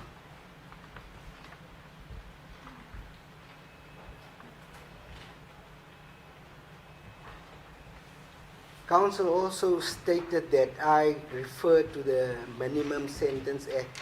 I concede the accused was not warned. The fact of the matter is, the point that we were trying to make, that the Minimum Sentence Act and the Malgas judgment is at pains to explain that courts should impose standardized sentences, whether it's minimum over 15, 15 and up, or maximum 15 and down. the sentences should be more or less the same, depending on the facts of that particular case.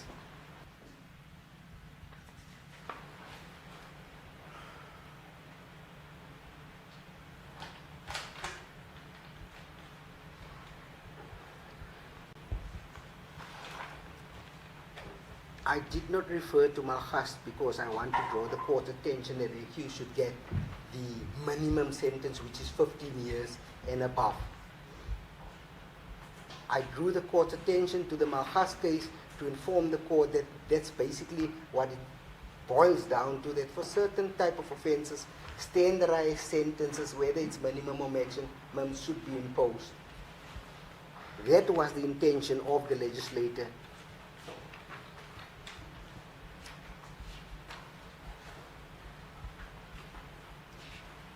In State versus Delport, I'm at page 5 of my head.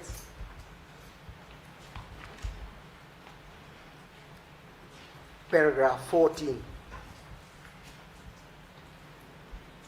I quote, "There will undoubtedly still be a gradation of seriousness attached to the unlawful possession of firearm. In this respect, much will turn on the circumstances in which the unlawful possession occurred. There will be cases in which it will be evident that the possession, although unlawful, was relatively innocuous, and that the weapon was unlikely to have been kept or used for any nefarious purpose. It refers to a sentence of 15 years imprisonment in such cases would clearly be disproportionate and irreconcilable with a constitutionality compatible implementation of the prescribed minimum sentence regime. There will often be an evidential burden on an accused person to give an explanation showing that his possession of an unlicensed firearm was relatively benign. That will be all the more so when the weapon concerned is a prohibited weapon. We know that these were 2 firearms that were fired.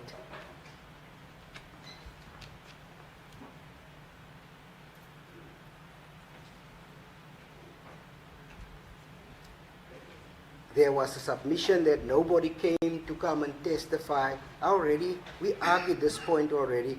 We had all the evidence. The video evidence was the silent witness. It gave us everything that we needed to know.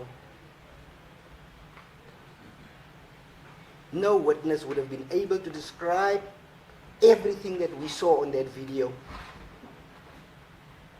To rely on the fact that no witness came to complain and so on is neither here or there, or that we did not call any witnesses in aggravation of sentence is either neither or there. The video speaks for itself. They say a picture speaks 1,000 words. This is one of the incidents.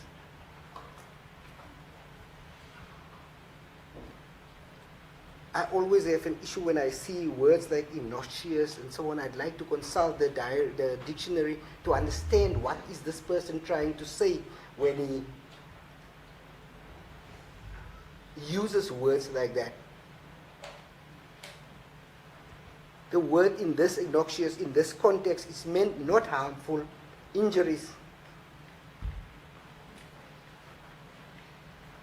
It describes something safe, inoffensive, or unlikely to cause disapproval. It often refers to remarks, behaviors, or substances that seem harmless but may not be. Synonyms include harmless, safe, innocent, inoffensive. We know for a fact that this firearm was not fired. Both of them were not fired innocently. This accused testified he planned it. And when asked, why did you choose a particular direction to fire? He says, don't tell me how to fire a shot. I can fire it even from underneath the stage if I feel to do so. It is not innocent. His intention was clear.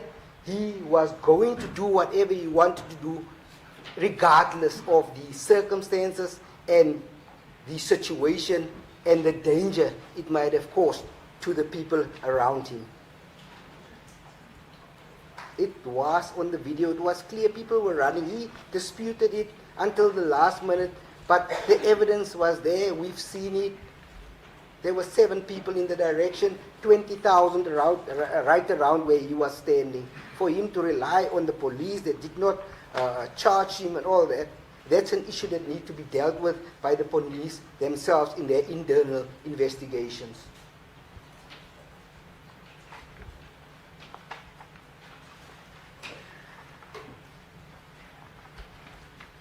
I've already highlighted to this court why I referred to the 𝐬𝐮𝐬𝐫𝐢𝐻𝐿𝐻 case. And just to be clear that it is against this background that sentencing for firearm-related offences in terms of the minimum sentence regime must also be viewed. The question arises as to whether a standardized and consistent result, as was envisaged in the 𝐬𝐻𝐿𝐻 case, has indeed been achieved in respect of sentencing for the possession of semi-automatic firearms. We know that this one was an assault rifle. Despite it being semi-automatic, its size of the ammunition is dangerous. It's bigger, it's more powerful, and could have had fatal consequences.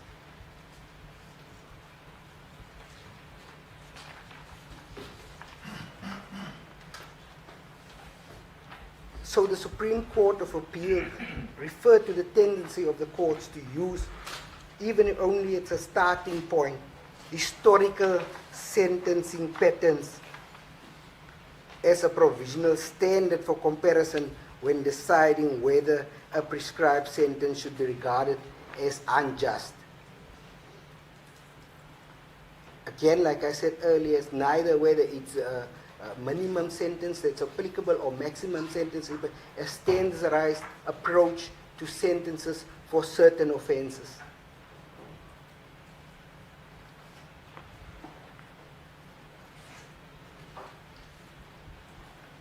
I've referred to all the judgments that counsel has assisted me, Marikane, Asma, Rontlai, Sibanda, Gladla, Mo, Lahi, Vadboy, Lodlo, Tau, Mkobo,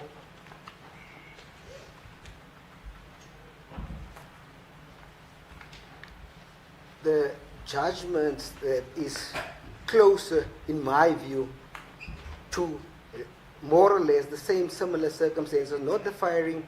I don't want to be misunderstood when counsel reply. Gallery, you heard that? Is our interpreter here? Ms. Nobla, please. Copy. Thank you. 𝐼𝐻𝐿𝐻 self-defense aggressively.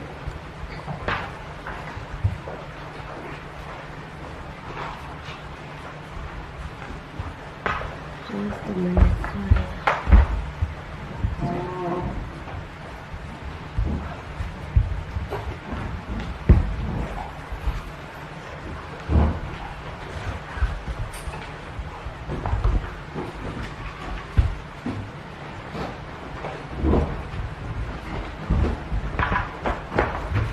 Alright, Advocate Caesar, I'm ready if you are.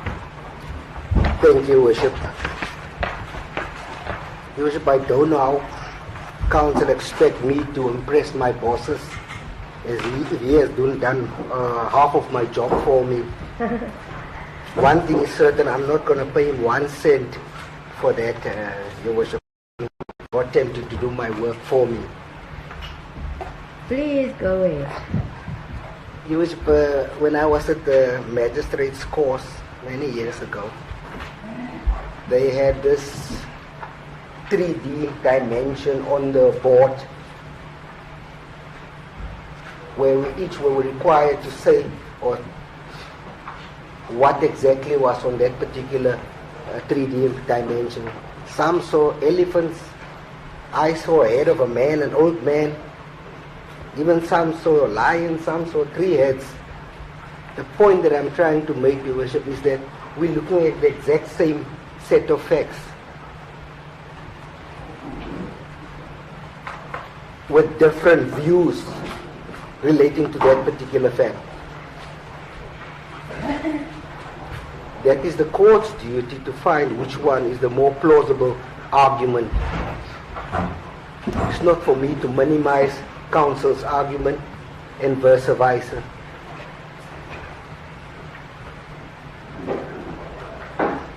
There's just two aspects that I need to rectify right from the beginning. The issue relating to the filing of heads. My heads, I confirm it was filed on the 1st of April.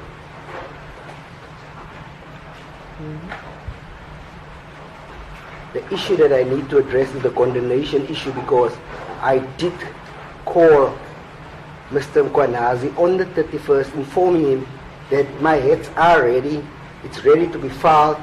I wasn't in office, I was on the road, and I did not want to send unsigned heads, which he confirmed that there will be no issue.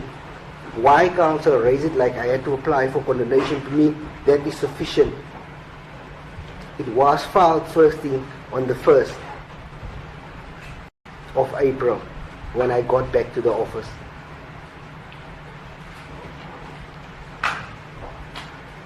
The second issue that I also relating to the condemnation, I did not read counsel's heads on the 31st. Reason being, as already explained, I was on the road, I was not in office, I was unable to read it. That's the reason why I contacted the attorney, Mr. Mkhwanazi, because I did not have any other person's number.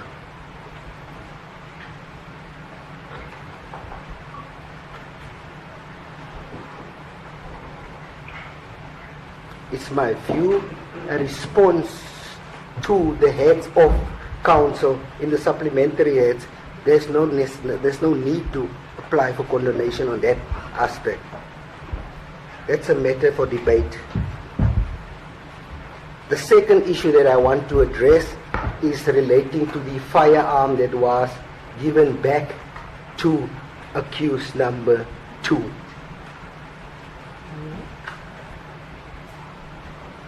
It was given back to accused number 2 on the day when he was found not guilty.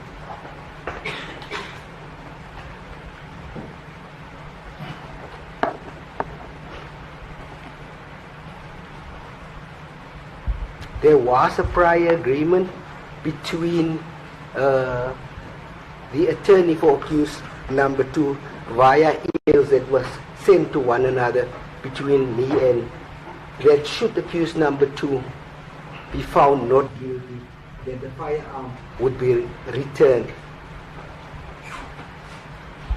If he was found guilty, the position would have changed drastically.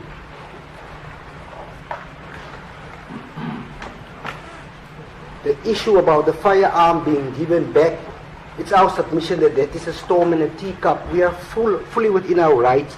If you read Section 30 of the Criminal Procedure Act, Section 31, which allows us to give the firearm back if there is no need for the firearm to be kept further.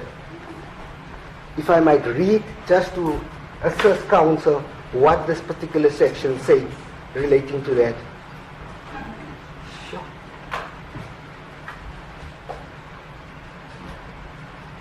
Bishop, I don't know if it's the lights or what. I think it's the bright light behind you may cause a glare, I'm not sure.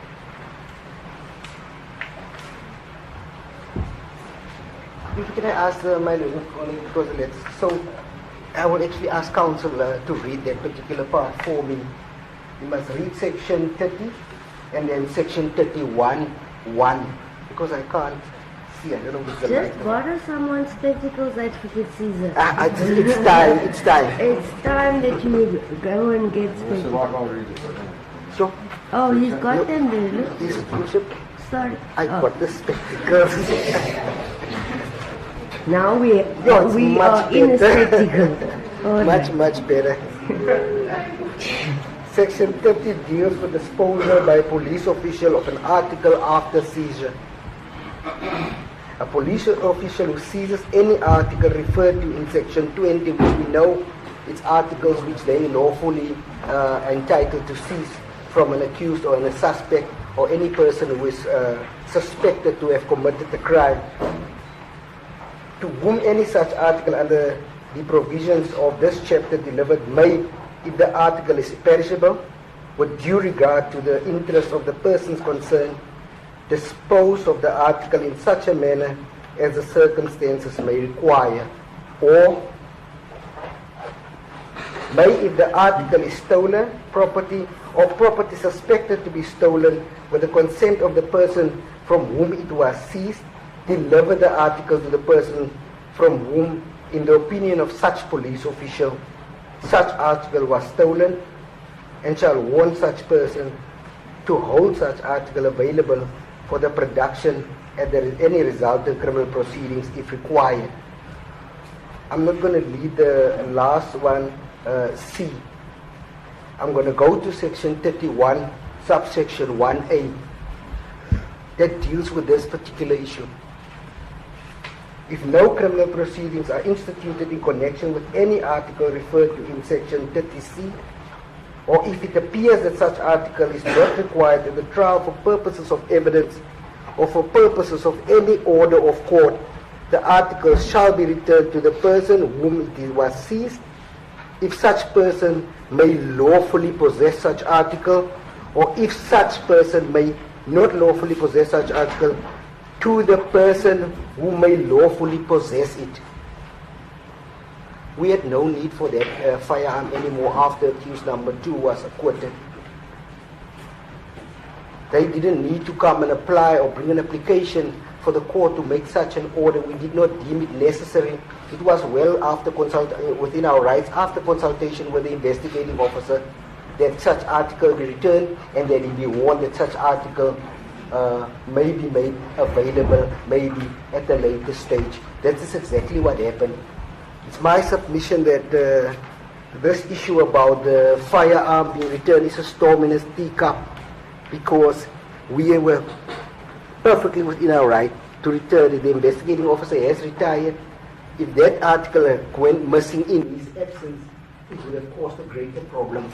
So that's why the decision was taken to give him the article after he was found not guilty. Ms. Thompson's evidence regarding that particular article, she was not cross-examined because that is evidence that she got from the accused or whoever was informing her that that particular article was given.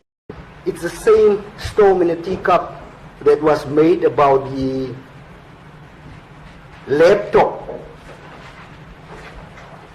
where the video evidence was stolen, despite the fact that it was kept on another hard drive.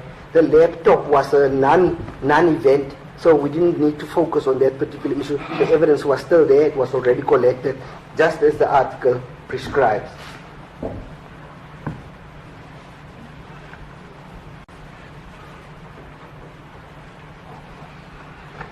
Since that issue now has been dealt with, and the law allows us to do so,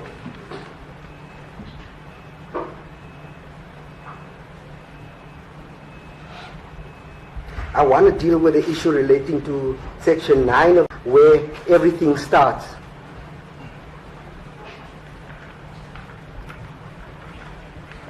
It guarantees equally before the law and the right to equal protection and benefit of the law. In the context of criminal offences, the Constitution obliges the court to protect and promote the rights of every individual, ensuring that no person is above the law.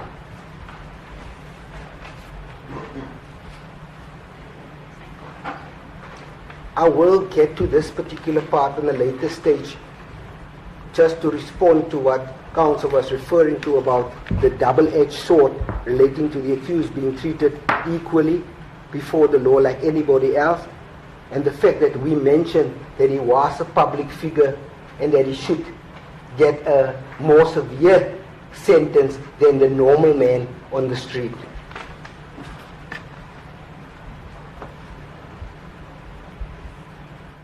And so far as sentencing is concerned, the court is well aware that courts are obliged to take into account the aim of sentencing which is retribution, rehabilitation, prevention, and deterrence.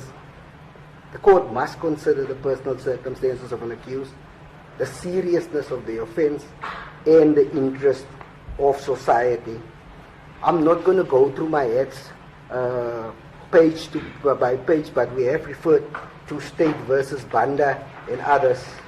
Oh, sorry, advocacy. So I follow you. Are you doing a combination of the first and second, or which one are you busy with now? I'm So I busy can with follow. page 2. Of the first. Yes, it's the first one. Thank First you. is- Just so I can follow you. Thank you. Yes, the accused's personal circumstances was well articulated by the probation officer, Ms. Thompson. I will deal with the flaws of her evidence when I refer to my supplementary heads of argument.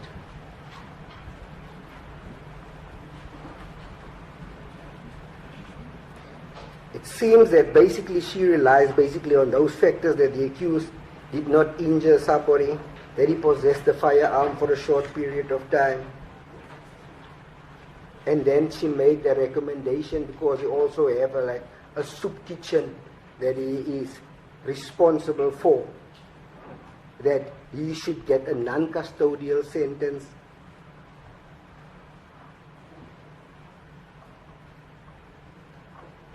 I want to add to this point, Your Worship, that I also received the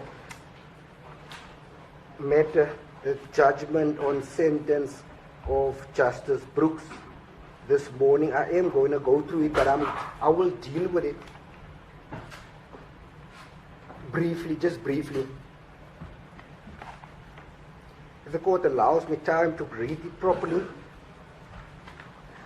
I can produce many similar judgments of the same judges in the same division where they differ from opinion, which is within their right to do so. I didn't deem it necessary to hand this particular judgment up by the DJP, the Deputy Judge, now retired Judge President Van Zyl, where he has an opposite view regarding firearms. The matter of, it's an appeal matter, a full bench appeal judgment. The matter of Romeo Jansen, the case number, it's CANR 220/18. I just want to see the date when the judgment was delivered on the 29th of August 2019. This is a full bench matter where he held the exact opposite view of what Justice Brooks held regarding the possession of firearm. And this already outweighed the judgment, as counsel has handed up, of Mr. Nolan Linzima Mudila, because this is a full bench judgment of the same division. I'm going to give counsel a copy as well, if I may hand it up for the court's benefit. Thank you.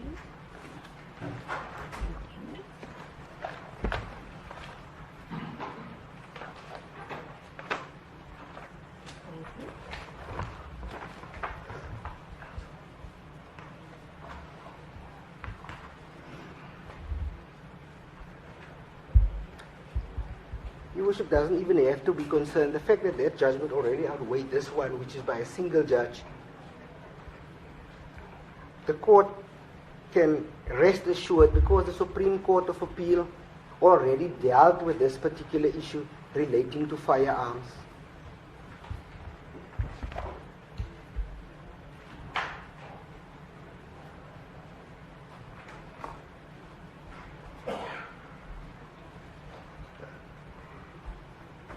We know that the Supreme Court of Appeal is the highest court, and then the Constitutional Court, the apex court. So the reason why these judgments are relied on by the Supreme Court of Appeal, because of these different judgments from different divisions talking about the same issue, having a total different view Like I explained earlier, how you can look at the exact same picture and see a different thing.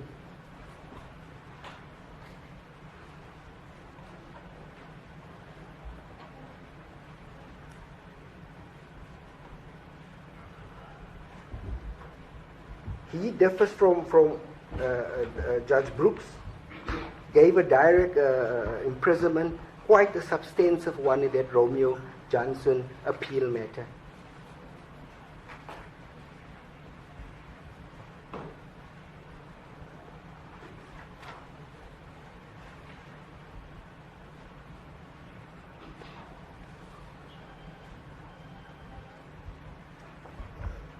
Your Worship, I want to be upfront that the state is seeking a custodial sentence, and if we can get the maximum sentence of 15 years, Counsel correctly said that we do not rely on the Minimum Sentence Act.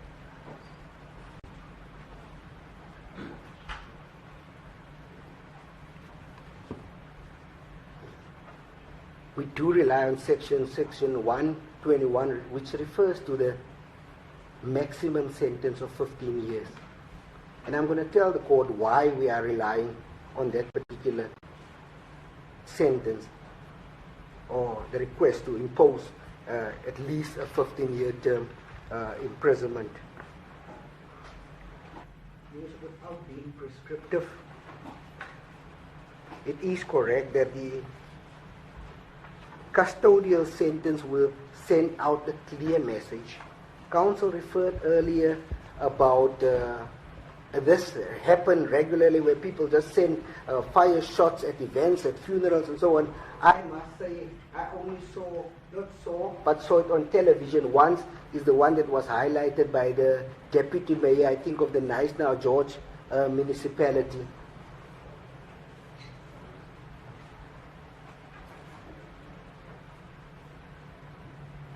The outcry because of that shows that that should not be tolerated in a civilized society, where people's lives are placed in danger for people who are in a celebratory mood, firing shots. And in most cases, these people are unqualified to fire such shots.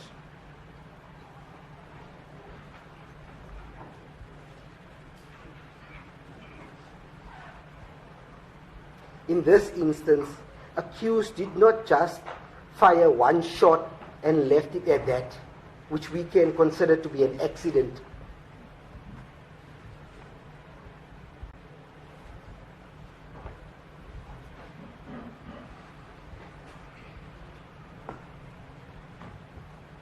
He was malice, to say the least.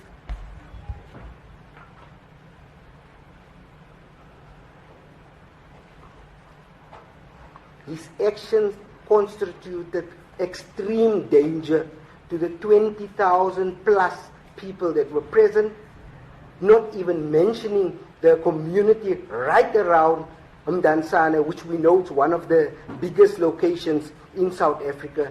It's condensed, it's densely populated, and especially on a weekend, it is busy in Mdantsane.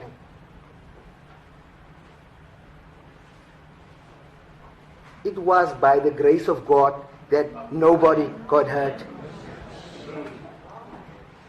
I think I repeated that, I said this on the 23rd of January. If there is such a response, I'm not going to ask you to be quiet, I'll order you to leave. There won't be a choice. Understood? Please interpret, Ms. Magwa.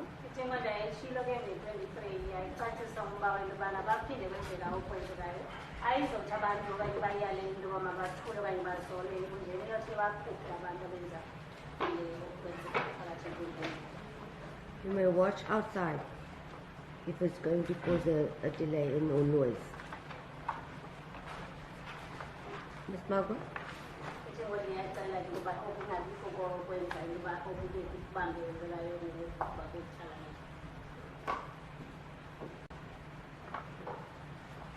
Advocate 𝐶𝐭, you may proceed. Thank you so much, Your Worship. The accused is a political leader. He's got a huge following.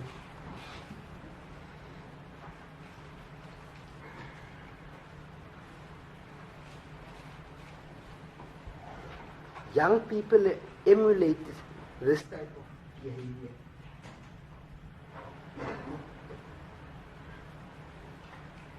What he doesn't realize is that he already opened a Pandora's box where he creates the impression that this type of conduct is acceptable.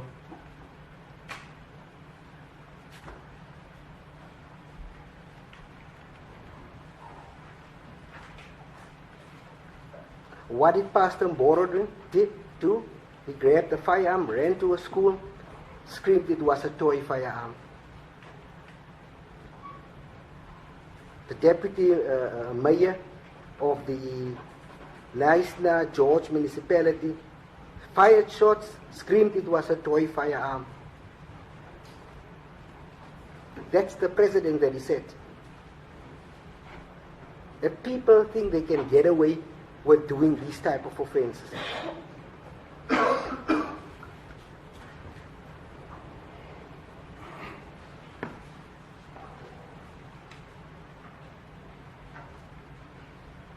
Courts sent out a clear message that such barbaric behavior should not be tolerated.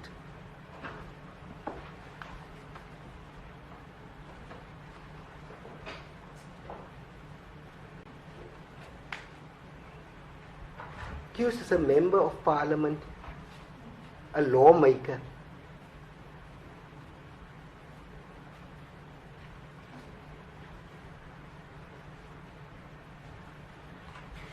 Yet he's the one that broke the law. If it was anybody else, you would have screamed that that person should go to prison. But now the foot or the shoes on the other foot is screaming, give me a custodial sentence. Yes, Counsel already mentioned what I was about to say in most of these cases. But what I wanted to read to the court is the case on paragraph 4, on page 4, paragraph 10 of my heads of argument, which is one of State versus Lister. The citation is in my heads of argument. This issue particularly deals with Thompson's evidence and how the court should view such particular evidence. I want to quote, I remain unpersuaded by the submission in counsel's heads of argument that the court should have adopted an opinion of Dr. Sidley that a goal sentence would undermine the treatment to which she would have to submit herself. Prison, one knows, is not a congenial place, and the conditions may well be less than ideal for psychotherapy. But then a prison is primarily an institution of punishment, not a cure. As the court of quo was at pains to point, the approach of a sentencing officer is not the same as that of a psychiatrist, and if I might add, also a probation officer or a social worker. The sentencing officer takes into account all the recognized aims of sentencing, including retribution. The psychiatrist is concerned with the diagnosis and rehabilitation. The psychiatrist is concerned to focus on the well-being of an accused at the expense of the other aims of sentencing, such as the interest of the community as a disturbed process, and to produce, in all likelihood, a warped sentence.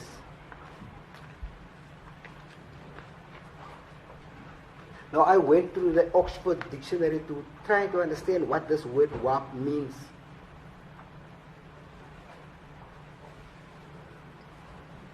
It's something twisted, bent, or mishappen.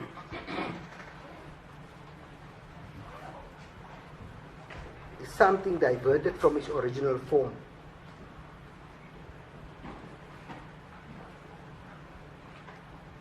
It also refers to a distorted. Can I borrow the glasses again? it's regarded as abnormal.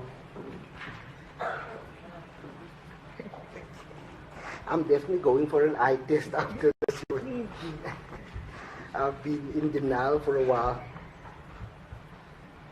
It refers to a distorted, abnormal or perverse mental state or sense of humor or twisted moral values.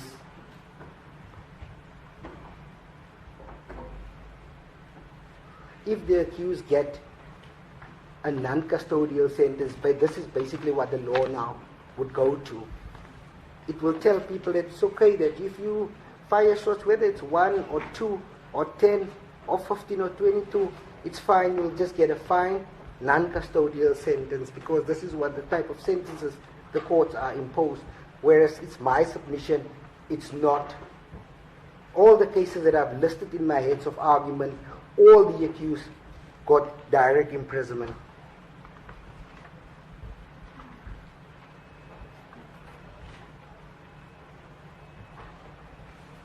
Counsel also stated that I referred to the Minimum Sentence Act. I concede the accused was not warned. The fact of the matter is, the point that we were trying to make, that the Minimum Sentence Act and the Malgas judgment is at pains to explain that courts should impose standardized sentences, whether it's minimum over 15, 15 and up, or maximum 15 and down.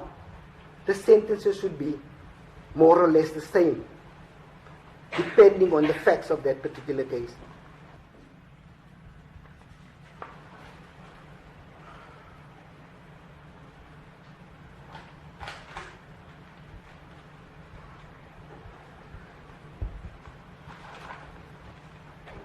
I did not refer to Malgas because I want to draw the court's attention that the accused should get the minimum sentence, which is 15 years and above. I drew the court's attention to the Malgas case to inform the court that that's basically what it boils down to, that for certain type of offenses, standardized sentences, whether it's minimum or maximum, should be imposed. That was the intention of the legislator.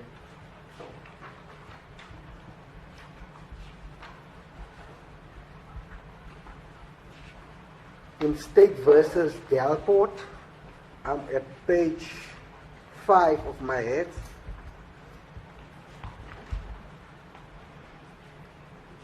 Paragraph 14. I quote, "There will undoubtedly still be a gradation of seriousness attached to the unlawful possession of firearm. In this respect, much will turn on the circumstances in which the unlawful possession occurred. There will be cases in which it will be evident that the possession, although unlawful, was relatively innocuous, and that the weapon was unlikely to have been kept or used for any nefarious purpose. It refers to a sentence of 15 years imprisonment in such cases would clearly be disproportionate and irreconcilable with a constitutionality compatible implementation of the prescribed minimum sentence regime. There will often be an evidential burden on an accused person to give an explanation showing that his possession of an unlicensed firearm was relatively benign. That will be all the more so when the weapon concerned is a prohibited weapon. We know that these were 2 firearms that were fired.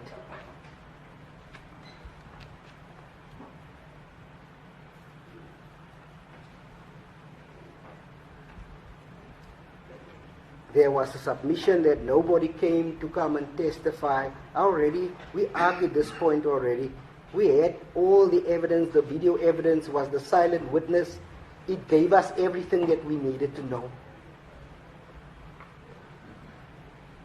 No witness would have been able to describe everything that we saw on that video. To rely on the fact that no witness came to complain and so on is neither here or there, or that we did not call any witnesses in aggravation of sentence is either neither or there. The video speaks for itself. They say a picture speaks 1,000 words. This is one of the incidents.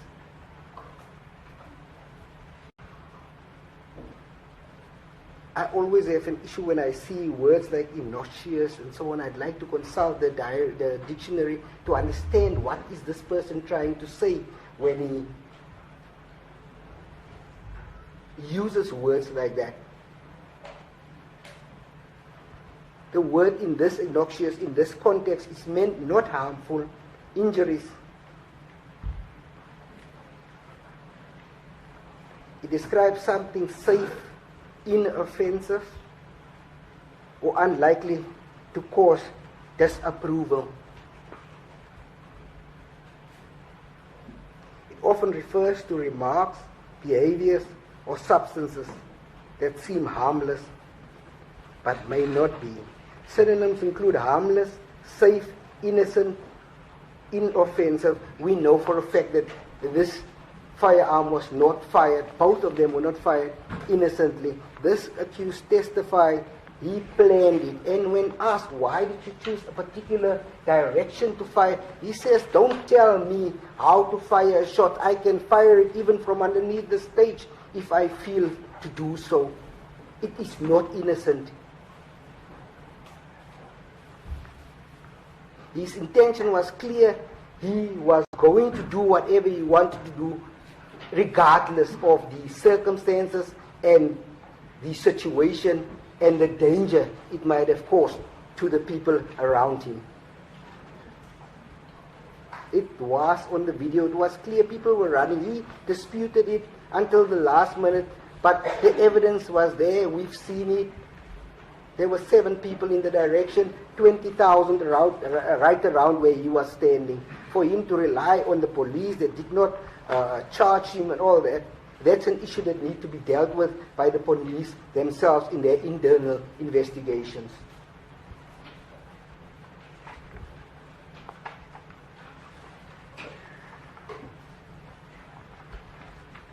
I've already highlighted to this court why I referred to the 𝐬𝐮𝐬𝐫𝐢𝐻 case.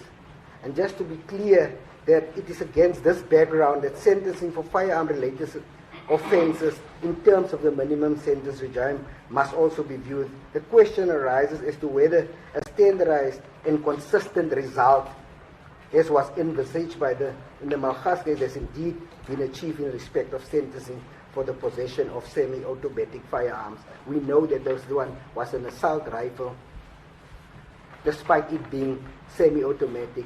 Its size of the ammunition is dangerous. It's bigger, it's more powerful, and could have had fatal consequences.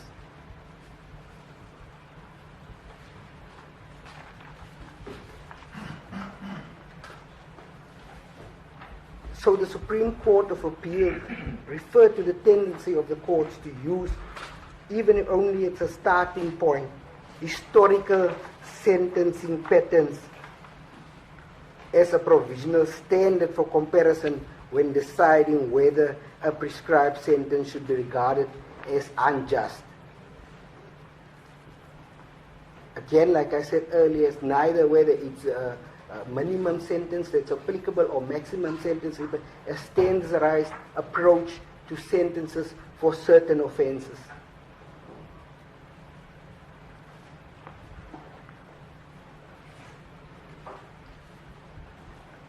I've referred to all the judgments that counsel has assisted me, Marikane,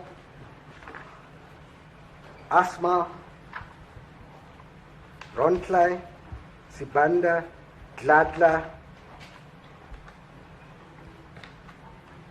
Mo, Lahi, Vadboy, Lodlo, Tau, Mkobo,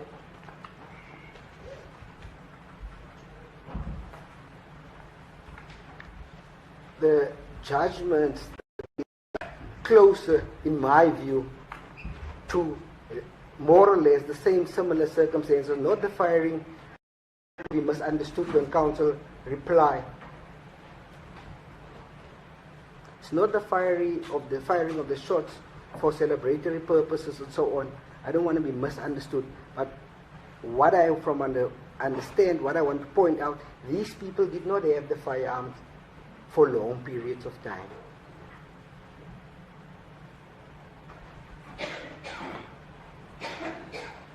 I have referred to it in my cross-examination of Ms. Thompson. It's the matter of State versus Swart, where the appellant was convicted on 2 counts of unlawful possession of a semi-automatic firearm.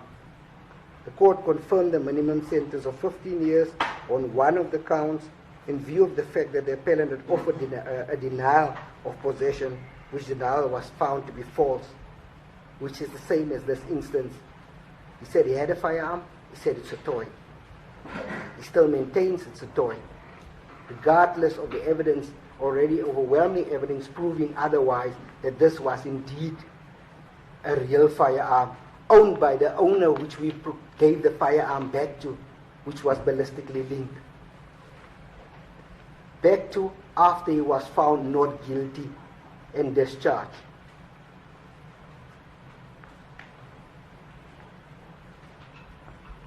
And furthermore, that no mitigating circumstance in relation to his possession could be inferred.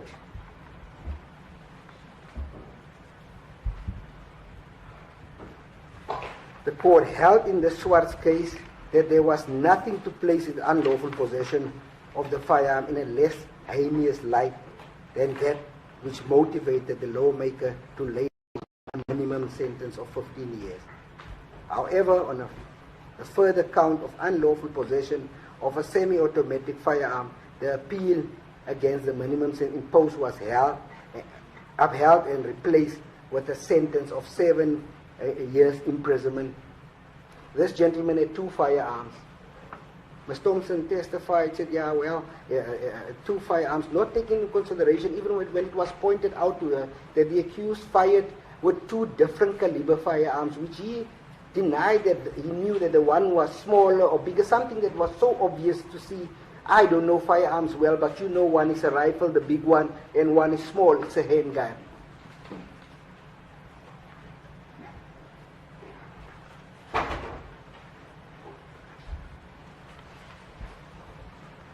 In this regard, the court held that the state accepted the appellant's version to the effect that he fortuitously came across the firearm in a rubbish dump and was apprehended this same day.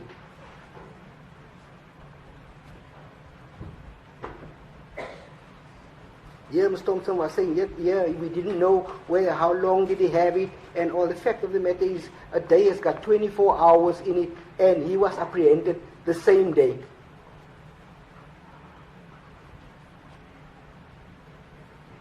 The appellant's decision to take the firearm into his possession could be regarded as having been made in the spur of the moment.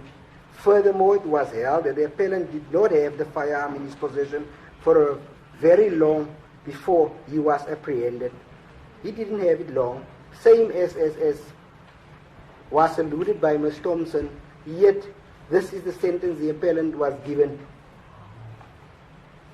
One was 15 years in respect of the one firearm, then on the other firearm, the sentence was reduced to one, my memory serves me, of 7 years imprisonment.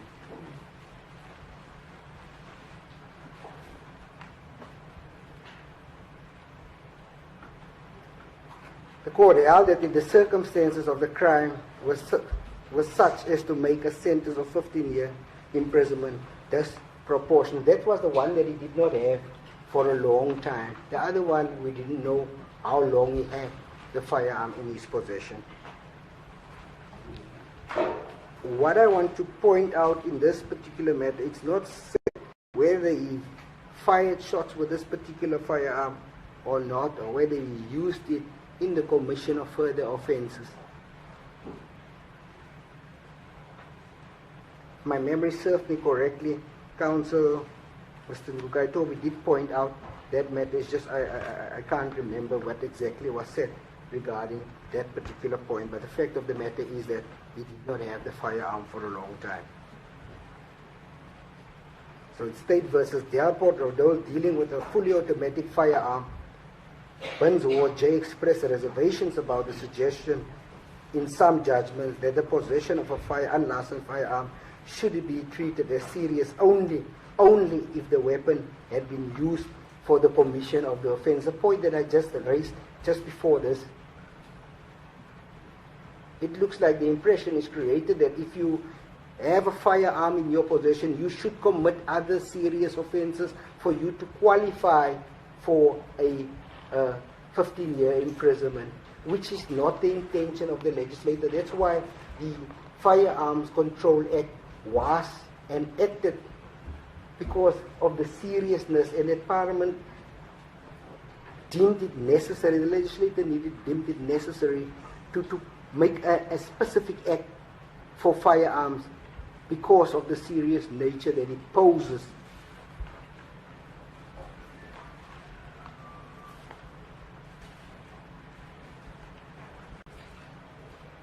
The legislator did that in order to single it out for harsh punishment.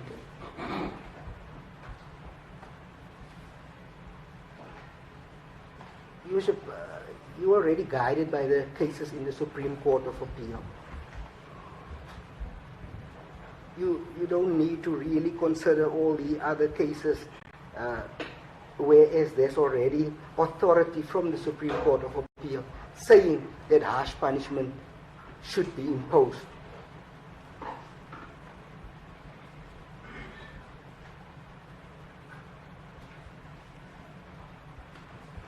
In both Thembaletu and Rontlai, the Supreme Court of Appeal upheld the minimum sentence for the possession of semi-automatic firearms.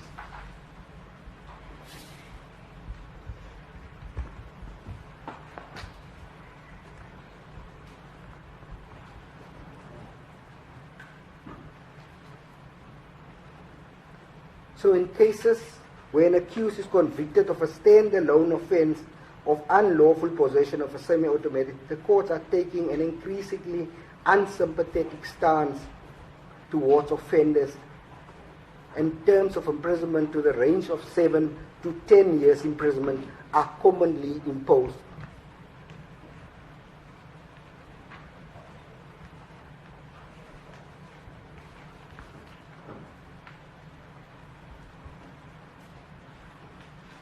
In addition, the accused's personal circumstances, one of the most important factors in deciding an appropriate sentence, is his explanation as to how the unlawful possession came about.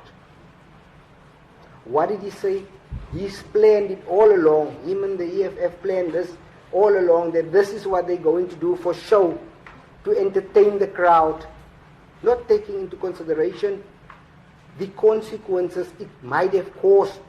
And it's no wonder the accused went right to the right side of that stage, firing those rifles, realizing there's only a minimal of 7 people that were standing there.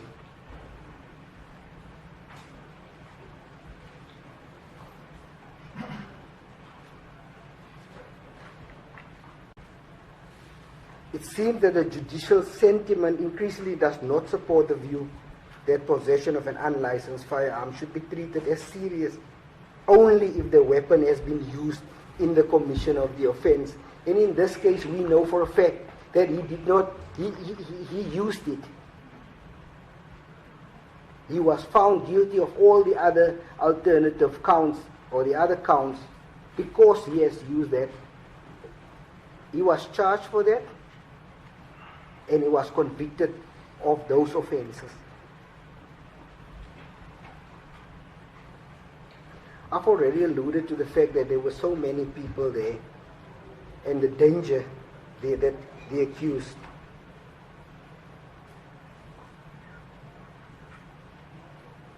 posed to that community, his supporters.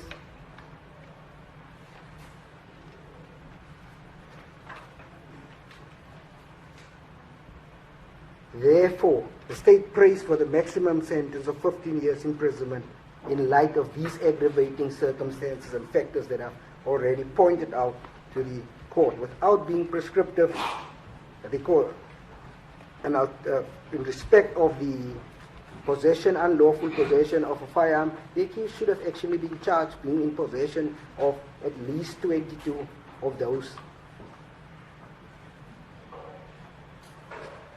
live ammunition, because if logic dictates, if one of those were linked to that firearm, it should have been 7. Logic dictates that the other 6 that went out before that was also live ammunition.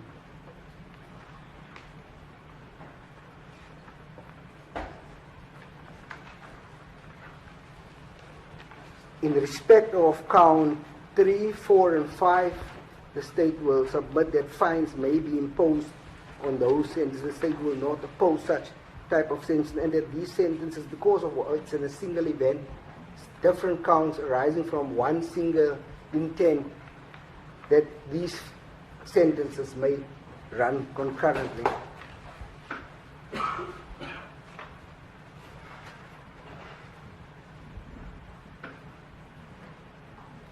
I know counsel said this already when he read my head's paragraph 47 on page 13, as I was concluding, that the accused have treated this proceedings with such contempt. He took the citizens of South Africa for fools. That he tried to convince everybody that he fired a toy gun. Everybody can see that it's not a toy gun.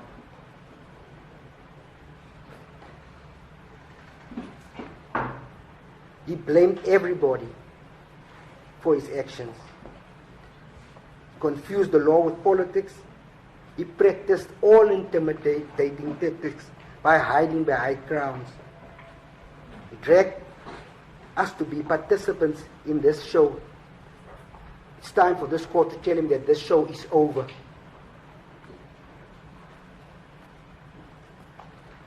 Court must send out a strong message to other would-be offenders who fire shots amongst crowds and endangering the lives of others, that if you do commit the crime, you will do the time.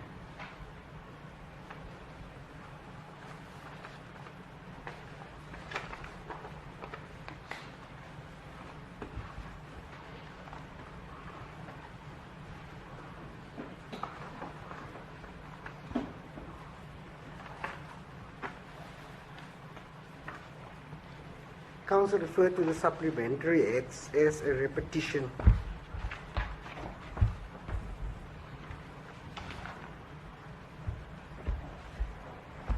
I did point out that the authorities that counsel referred to, other than the one that they gave us this morning, that Makwanyana versus the EFF of the Speaker, for a broad constitutional proposition about value of liberty and the roles of the courts.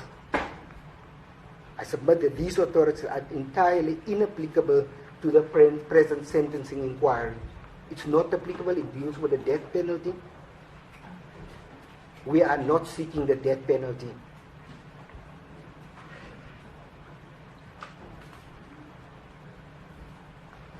Its ratio has no application to the imposition of a proportionate custodial sentence for serious firearms offences. It doesn't even relate to firearms.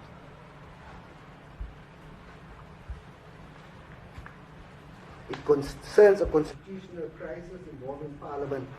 Its observations about the role of the courts as a stabilizing force support the state's position. The courts must uphold the rule of law and the principle of equal treatment. Mr. Swartz was sent to prison. The other gentleman I referred to also was sent to prison. How fair will that be? Will that be a consistent, standardized approach?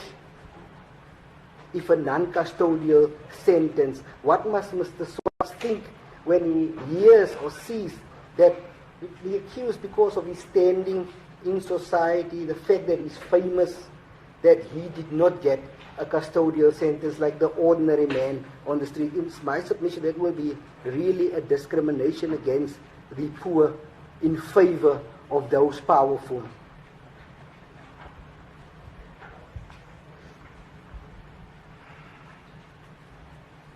In January, it affirmed the constitutional value of individual liberty. The state does not seek to ignore that value. It submits that liberty, properly understood, must be balanced against the rights of 20,000 persons whose safety was deliberately imperiled. and against the rights of society to equal and consistent application of the criminal law.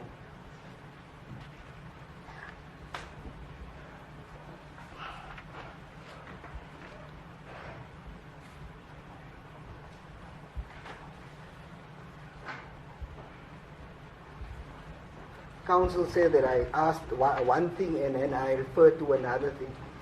That's why I specifically said in my head that it was a double-edged sword, and the court must understand it in that way, that the 7 years is for an ordinary man. Above 7 years and up, it's because of his position and the precedent that he created by doing such.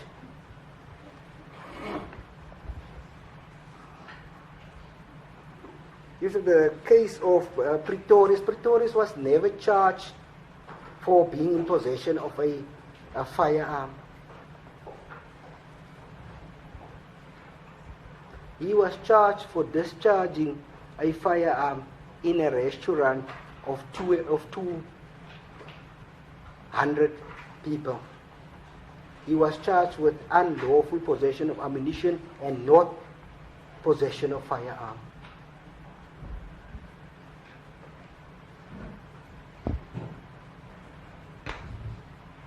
For the defense to rely on that issue for the firearm-related offense, it's displaced. Because that issue, he was imposed that type of sentence for that discharge in a restaurant. If you multiply, I don't know how my accounts, that was 100 times more. In this case, Pretorius fired shots accidentally, and he was imposed a suspended sentence.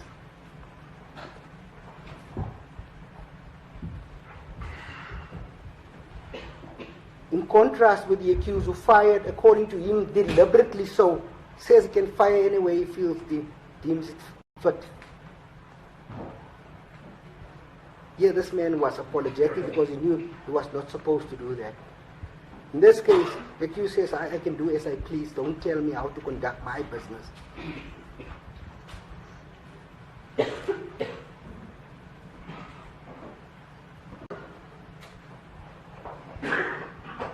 So the 200 people that were multiplied that by 100, then we'll get to 20,000 people.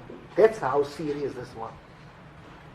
Oscar Pretorius 200, he accused fired 20,000 people plus excluding the community around the Ndansane area.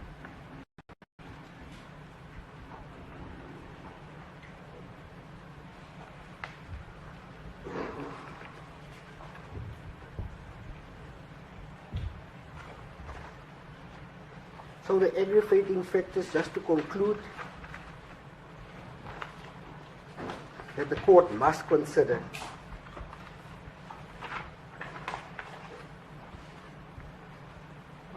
the degree of premeditation,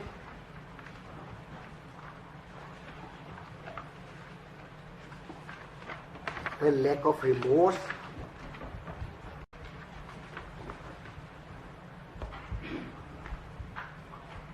the inadequacy of Ms. Thompson's evidence. She spent 5 hours assessing the accused, and I'm not talking about 5 consecutive hours that she can at least get an idea who the person is she's dealing with. She speaks about an hour and a half here, an hour there, and 2 hours there, on different dates, different times.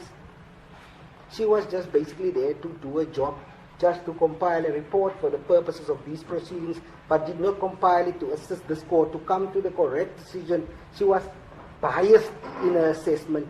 Basically, she was employed by the accused to come and bring that report because she was paid for it.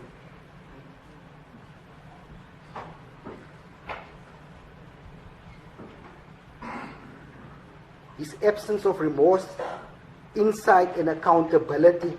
Until today, he still doesn't see what he did, what danger it posed, and what its consequences could have been.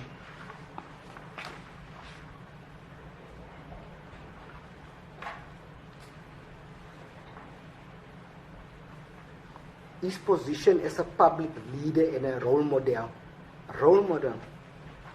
to the young and to society. The fact that he's a lawmaker breaking the law. The fact that 2 firearms were used and live ammunitions were fired. Not once, like in Oscar Pretorius, not twice, but multiple times. The degree of premeditation involved and his deliberate conduct puts him in the category for 7 to 15 years.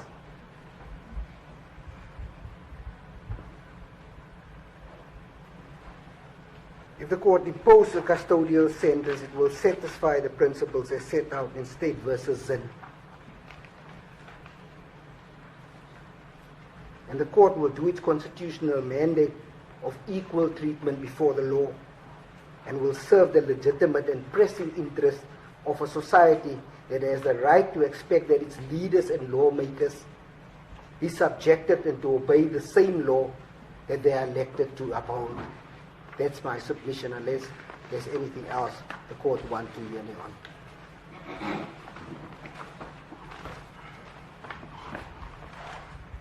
Thank you.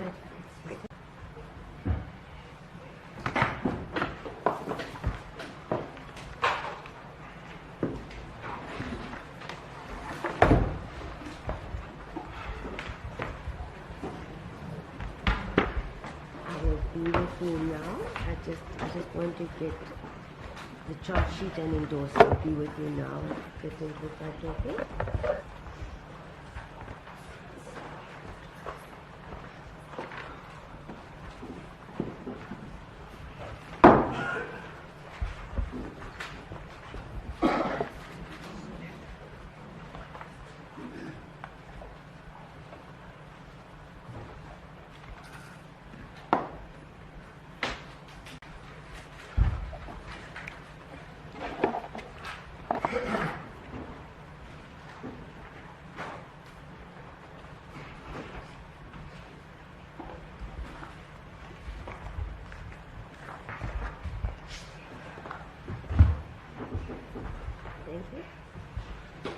My learned friend has one more issue. You should just one issue that I also need to put on record, that Mr. Snyman, the state conceded that it did not prove its case beyond reasonable doubt, that it was unable to show in the video or see in the video that it was Mr. Snyman that gave the firearm to Mr. Malema. That part was inconclusive, and that was the reason why Mr. Snyman was acquitted. Thank you.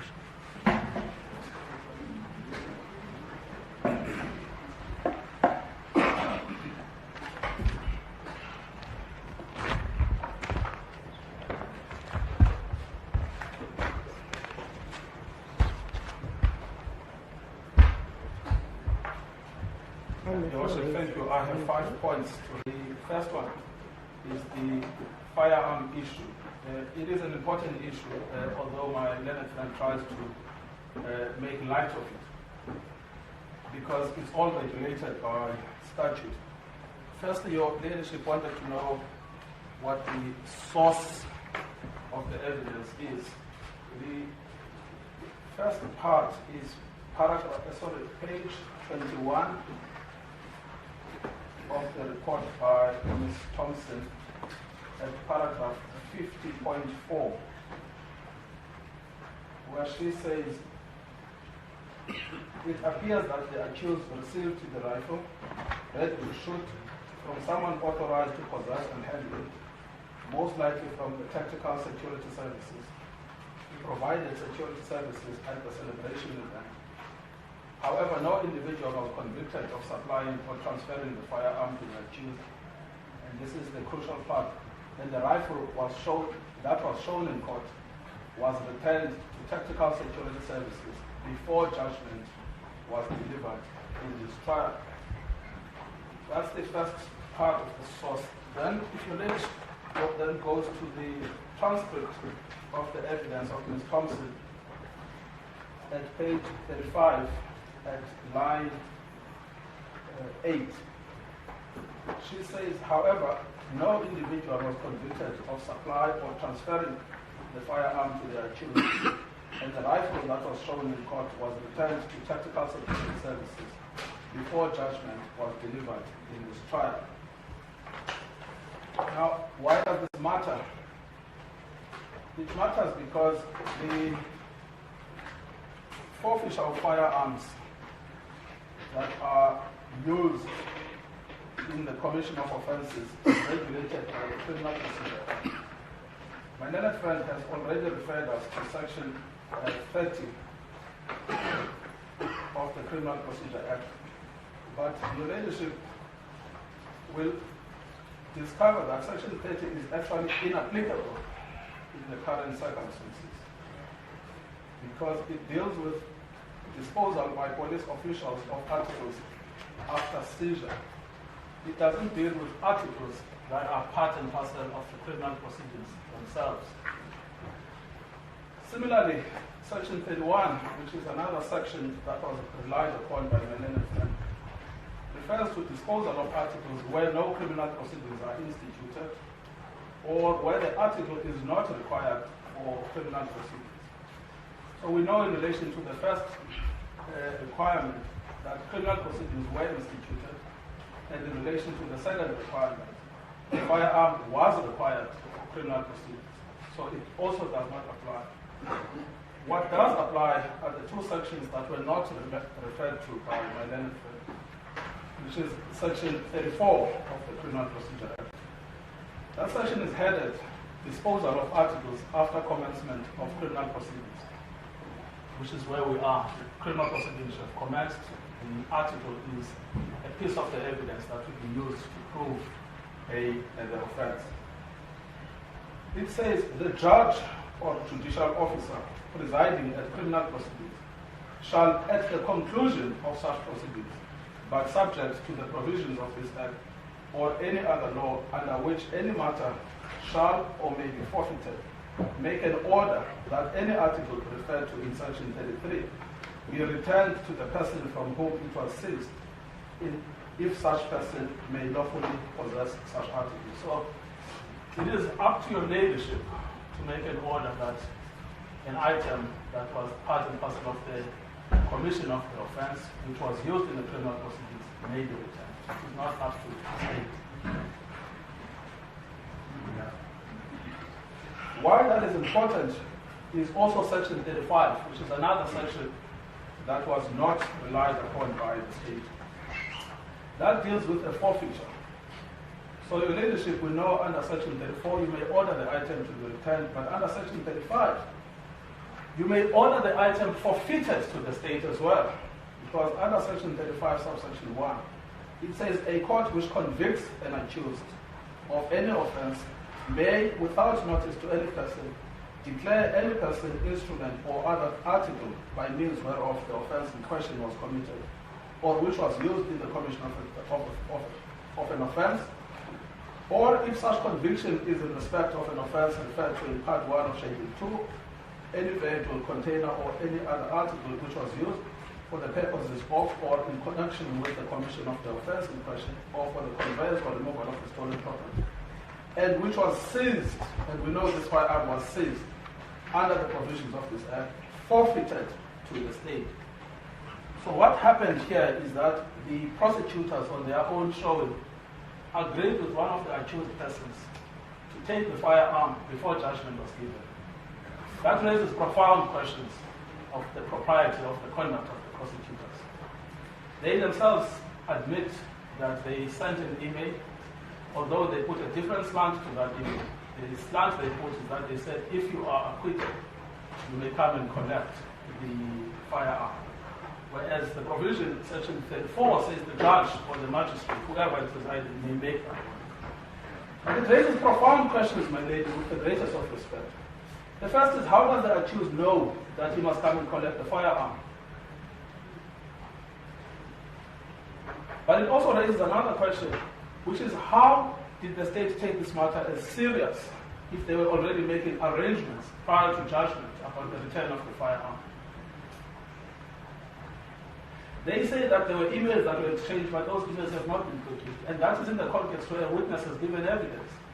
It is correct, as my learned friend points out, that the witness says, my source of the evidence, you see that in paragraph 5.1 of the report, my source is Mr. Malema. But if they have this email chain, you would expect that on the day the witness gives evidence, they put it to her, but they don't. And then they try to get that evidence introduced in iTunes, which your ladyship can just dismiss without more. So we submit, therefore, your ladyship, that there is a potential irregularity which flows from the non-compliance with Section 34 of the Criminal Procedure Act and the non-compliance potentially with Section 35 of the Criminal Procedure Act. But we say it also raises really profound questions about how this knowledge occurred prior to the delivery of the judgment. We leave it there, we take it no further, but we say it does raise deeper questions that require interrogation.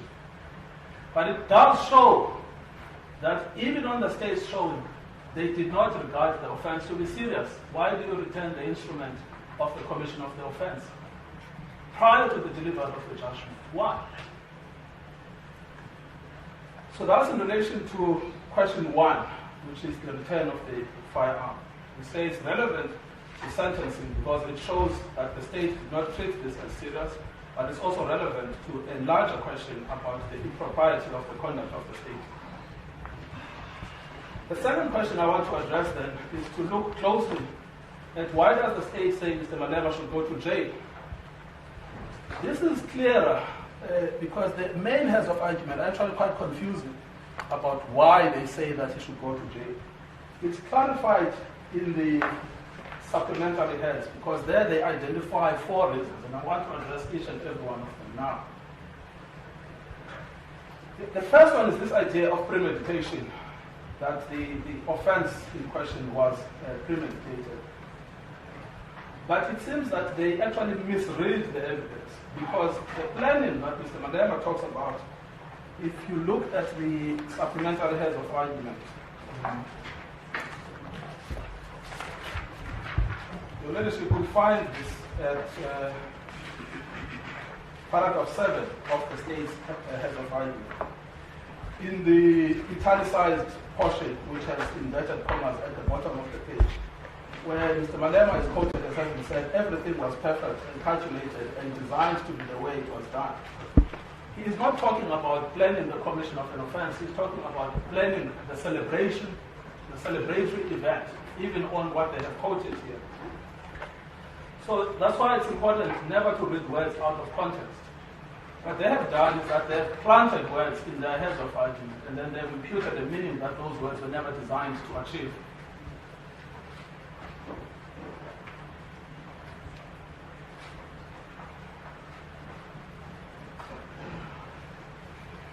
And we say, in addition to the distortion of what the actual evidence was, the evidence was not planning the offense, the evidence was about planning the event, that actually cases of planning and premeditation of offenses usually show an element of a design.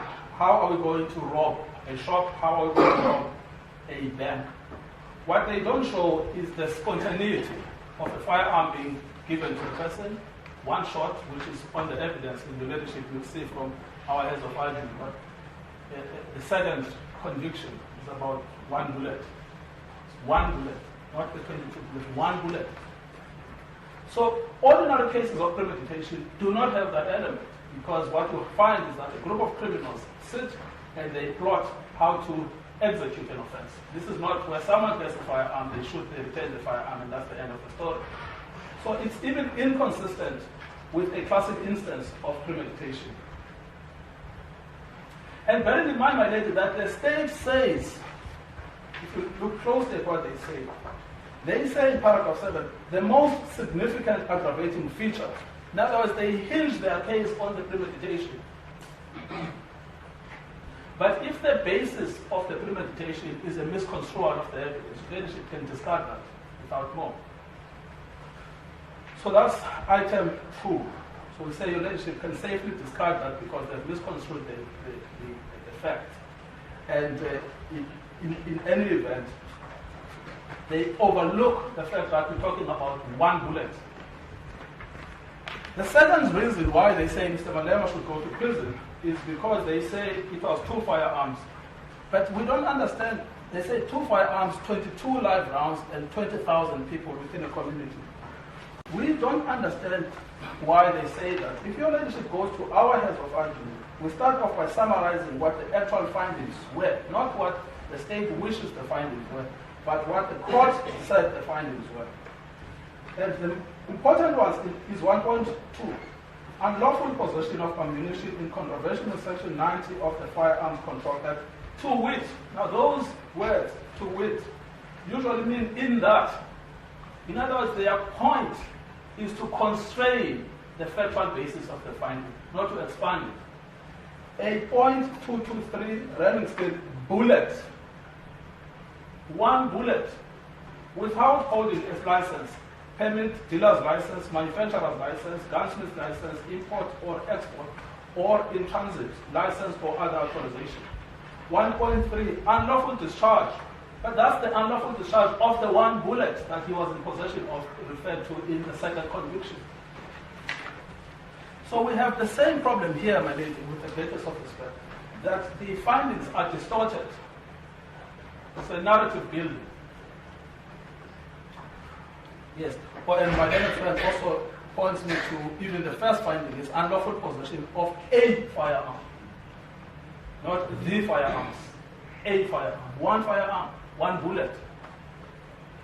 So we've got a problem here that when you look at the second reason why they say Mr. Malema should go to prison, there is a disjuncture between what the state says and what the court found. And then you can't do this. You can't send someone to prison for reasons that the judge did not find him guilty of. So this is the problem now with item 2. 2 firearms, 22 live rounds before 20,000 people. So in other words, the correct postulation is 1 bullet in a stadium of 20,000 people. 1. That's the correct postulation. And then ask yourself, in those circumstances, should I send this man to prison? And it's so absurd that they say, don't only send him to prison, send him to prison for 15 years. It's like a game that they're playing. It's a game to inflame the passions of the public. Then the next reason why they say Mr. Malema should go to jail is, if you look at their supplementary heads, because he's a public leader in the role model. Now here, I sympathize with the state that we say, well, people that are holding positions of society should take responsibility and they should be good examples. But it's precisely the same reason that Ms. Thompson says you should look at Mr. Malema differently. And your ladyship, I want to remind your ladyship, when we were here during the evidence of Ms. Thompson, your ladyship commented, and they said, what's so special about him? The state says he's special. When we now say today, treat him through the prison of Section 9, everyone is equal before the law. So in other words, my lady, what we have is that we've got the state that chops and changes its case depending on what it wants to achieve at a particular point in time.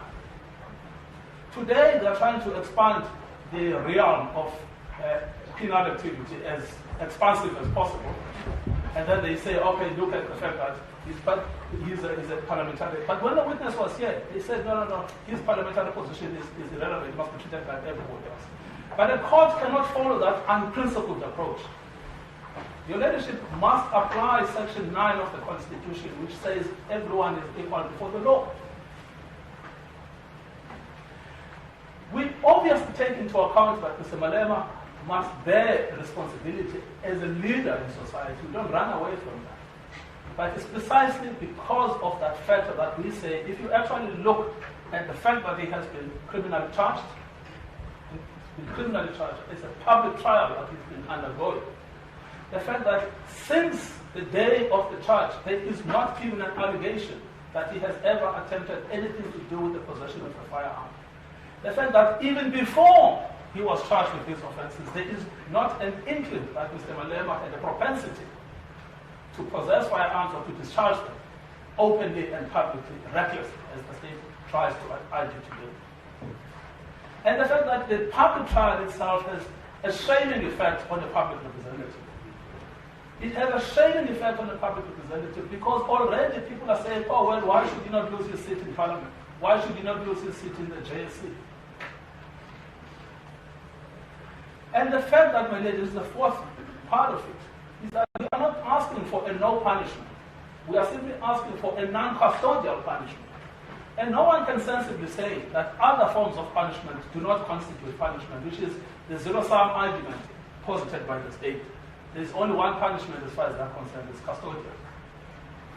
So what we say, my ladies, is that you have a range of penal options that would reflect the society's disapproval of, I would say, public misconduct by public representatives.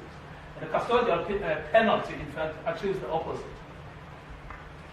So we say that ultimately is a neutral fact that is a public leader and a role model. The next one that they say you should actually send him to prison for is that he has no remorse. But they themselves say in Hewitt versus S, absence of remorse is not an aggravating factor. The state says that in paragraph 17 of the Act of Violence. It's not an aggravating factor. But my lady, there is a fundamental legal problem with the argument. If an accused says, after conviction, I disagree with the magistrate, I'm going to appeal because the magistrate has wrongly found me guilty. The state says, infer from that he's not remorseful. It's absurd because even under Section 35 of the Constitution, he has a right to an appeal. And the right to an appeal is based on a view held by an accused, wrongly or what, that the magistrate is wrong. You cannot say, I am going to punish this accused because he articulated a view that I'm wrong. That is just an abuse of judicial authority. So he is entitled to say, I respectfully think that the judge got it wrong, and I'm going to appeal. The judges on appeal may say to him, Mr. Malema, it is you who's wrong, and not the judge.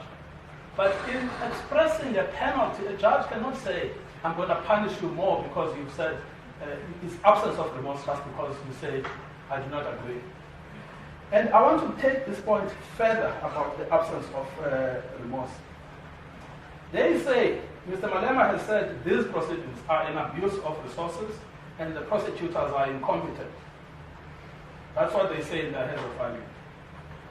But my lady, if the prosecutor takes personal an accusation that they are incompetent, you know what happens? They violate Section 179 of the Constitution, which says that they must prosecute without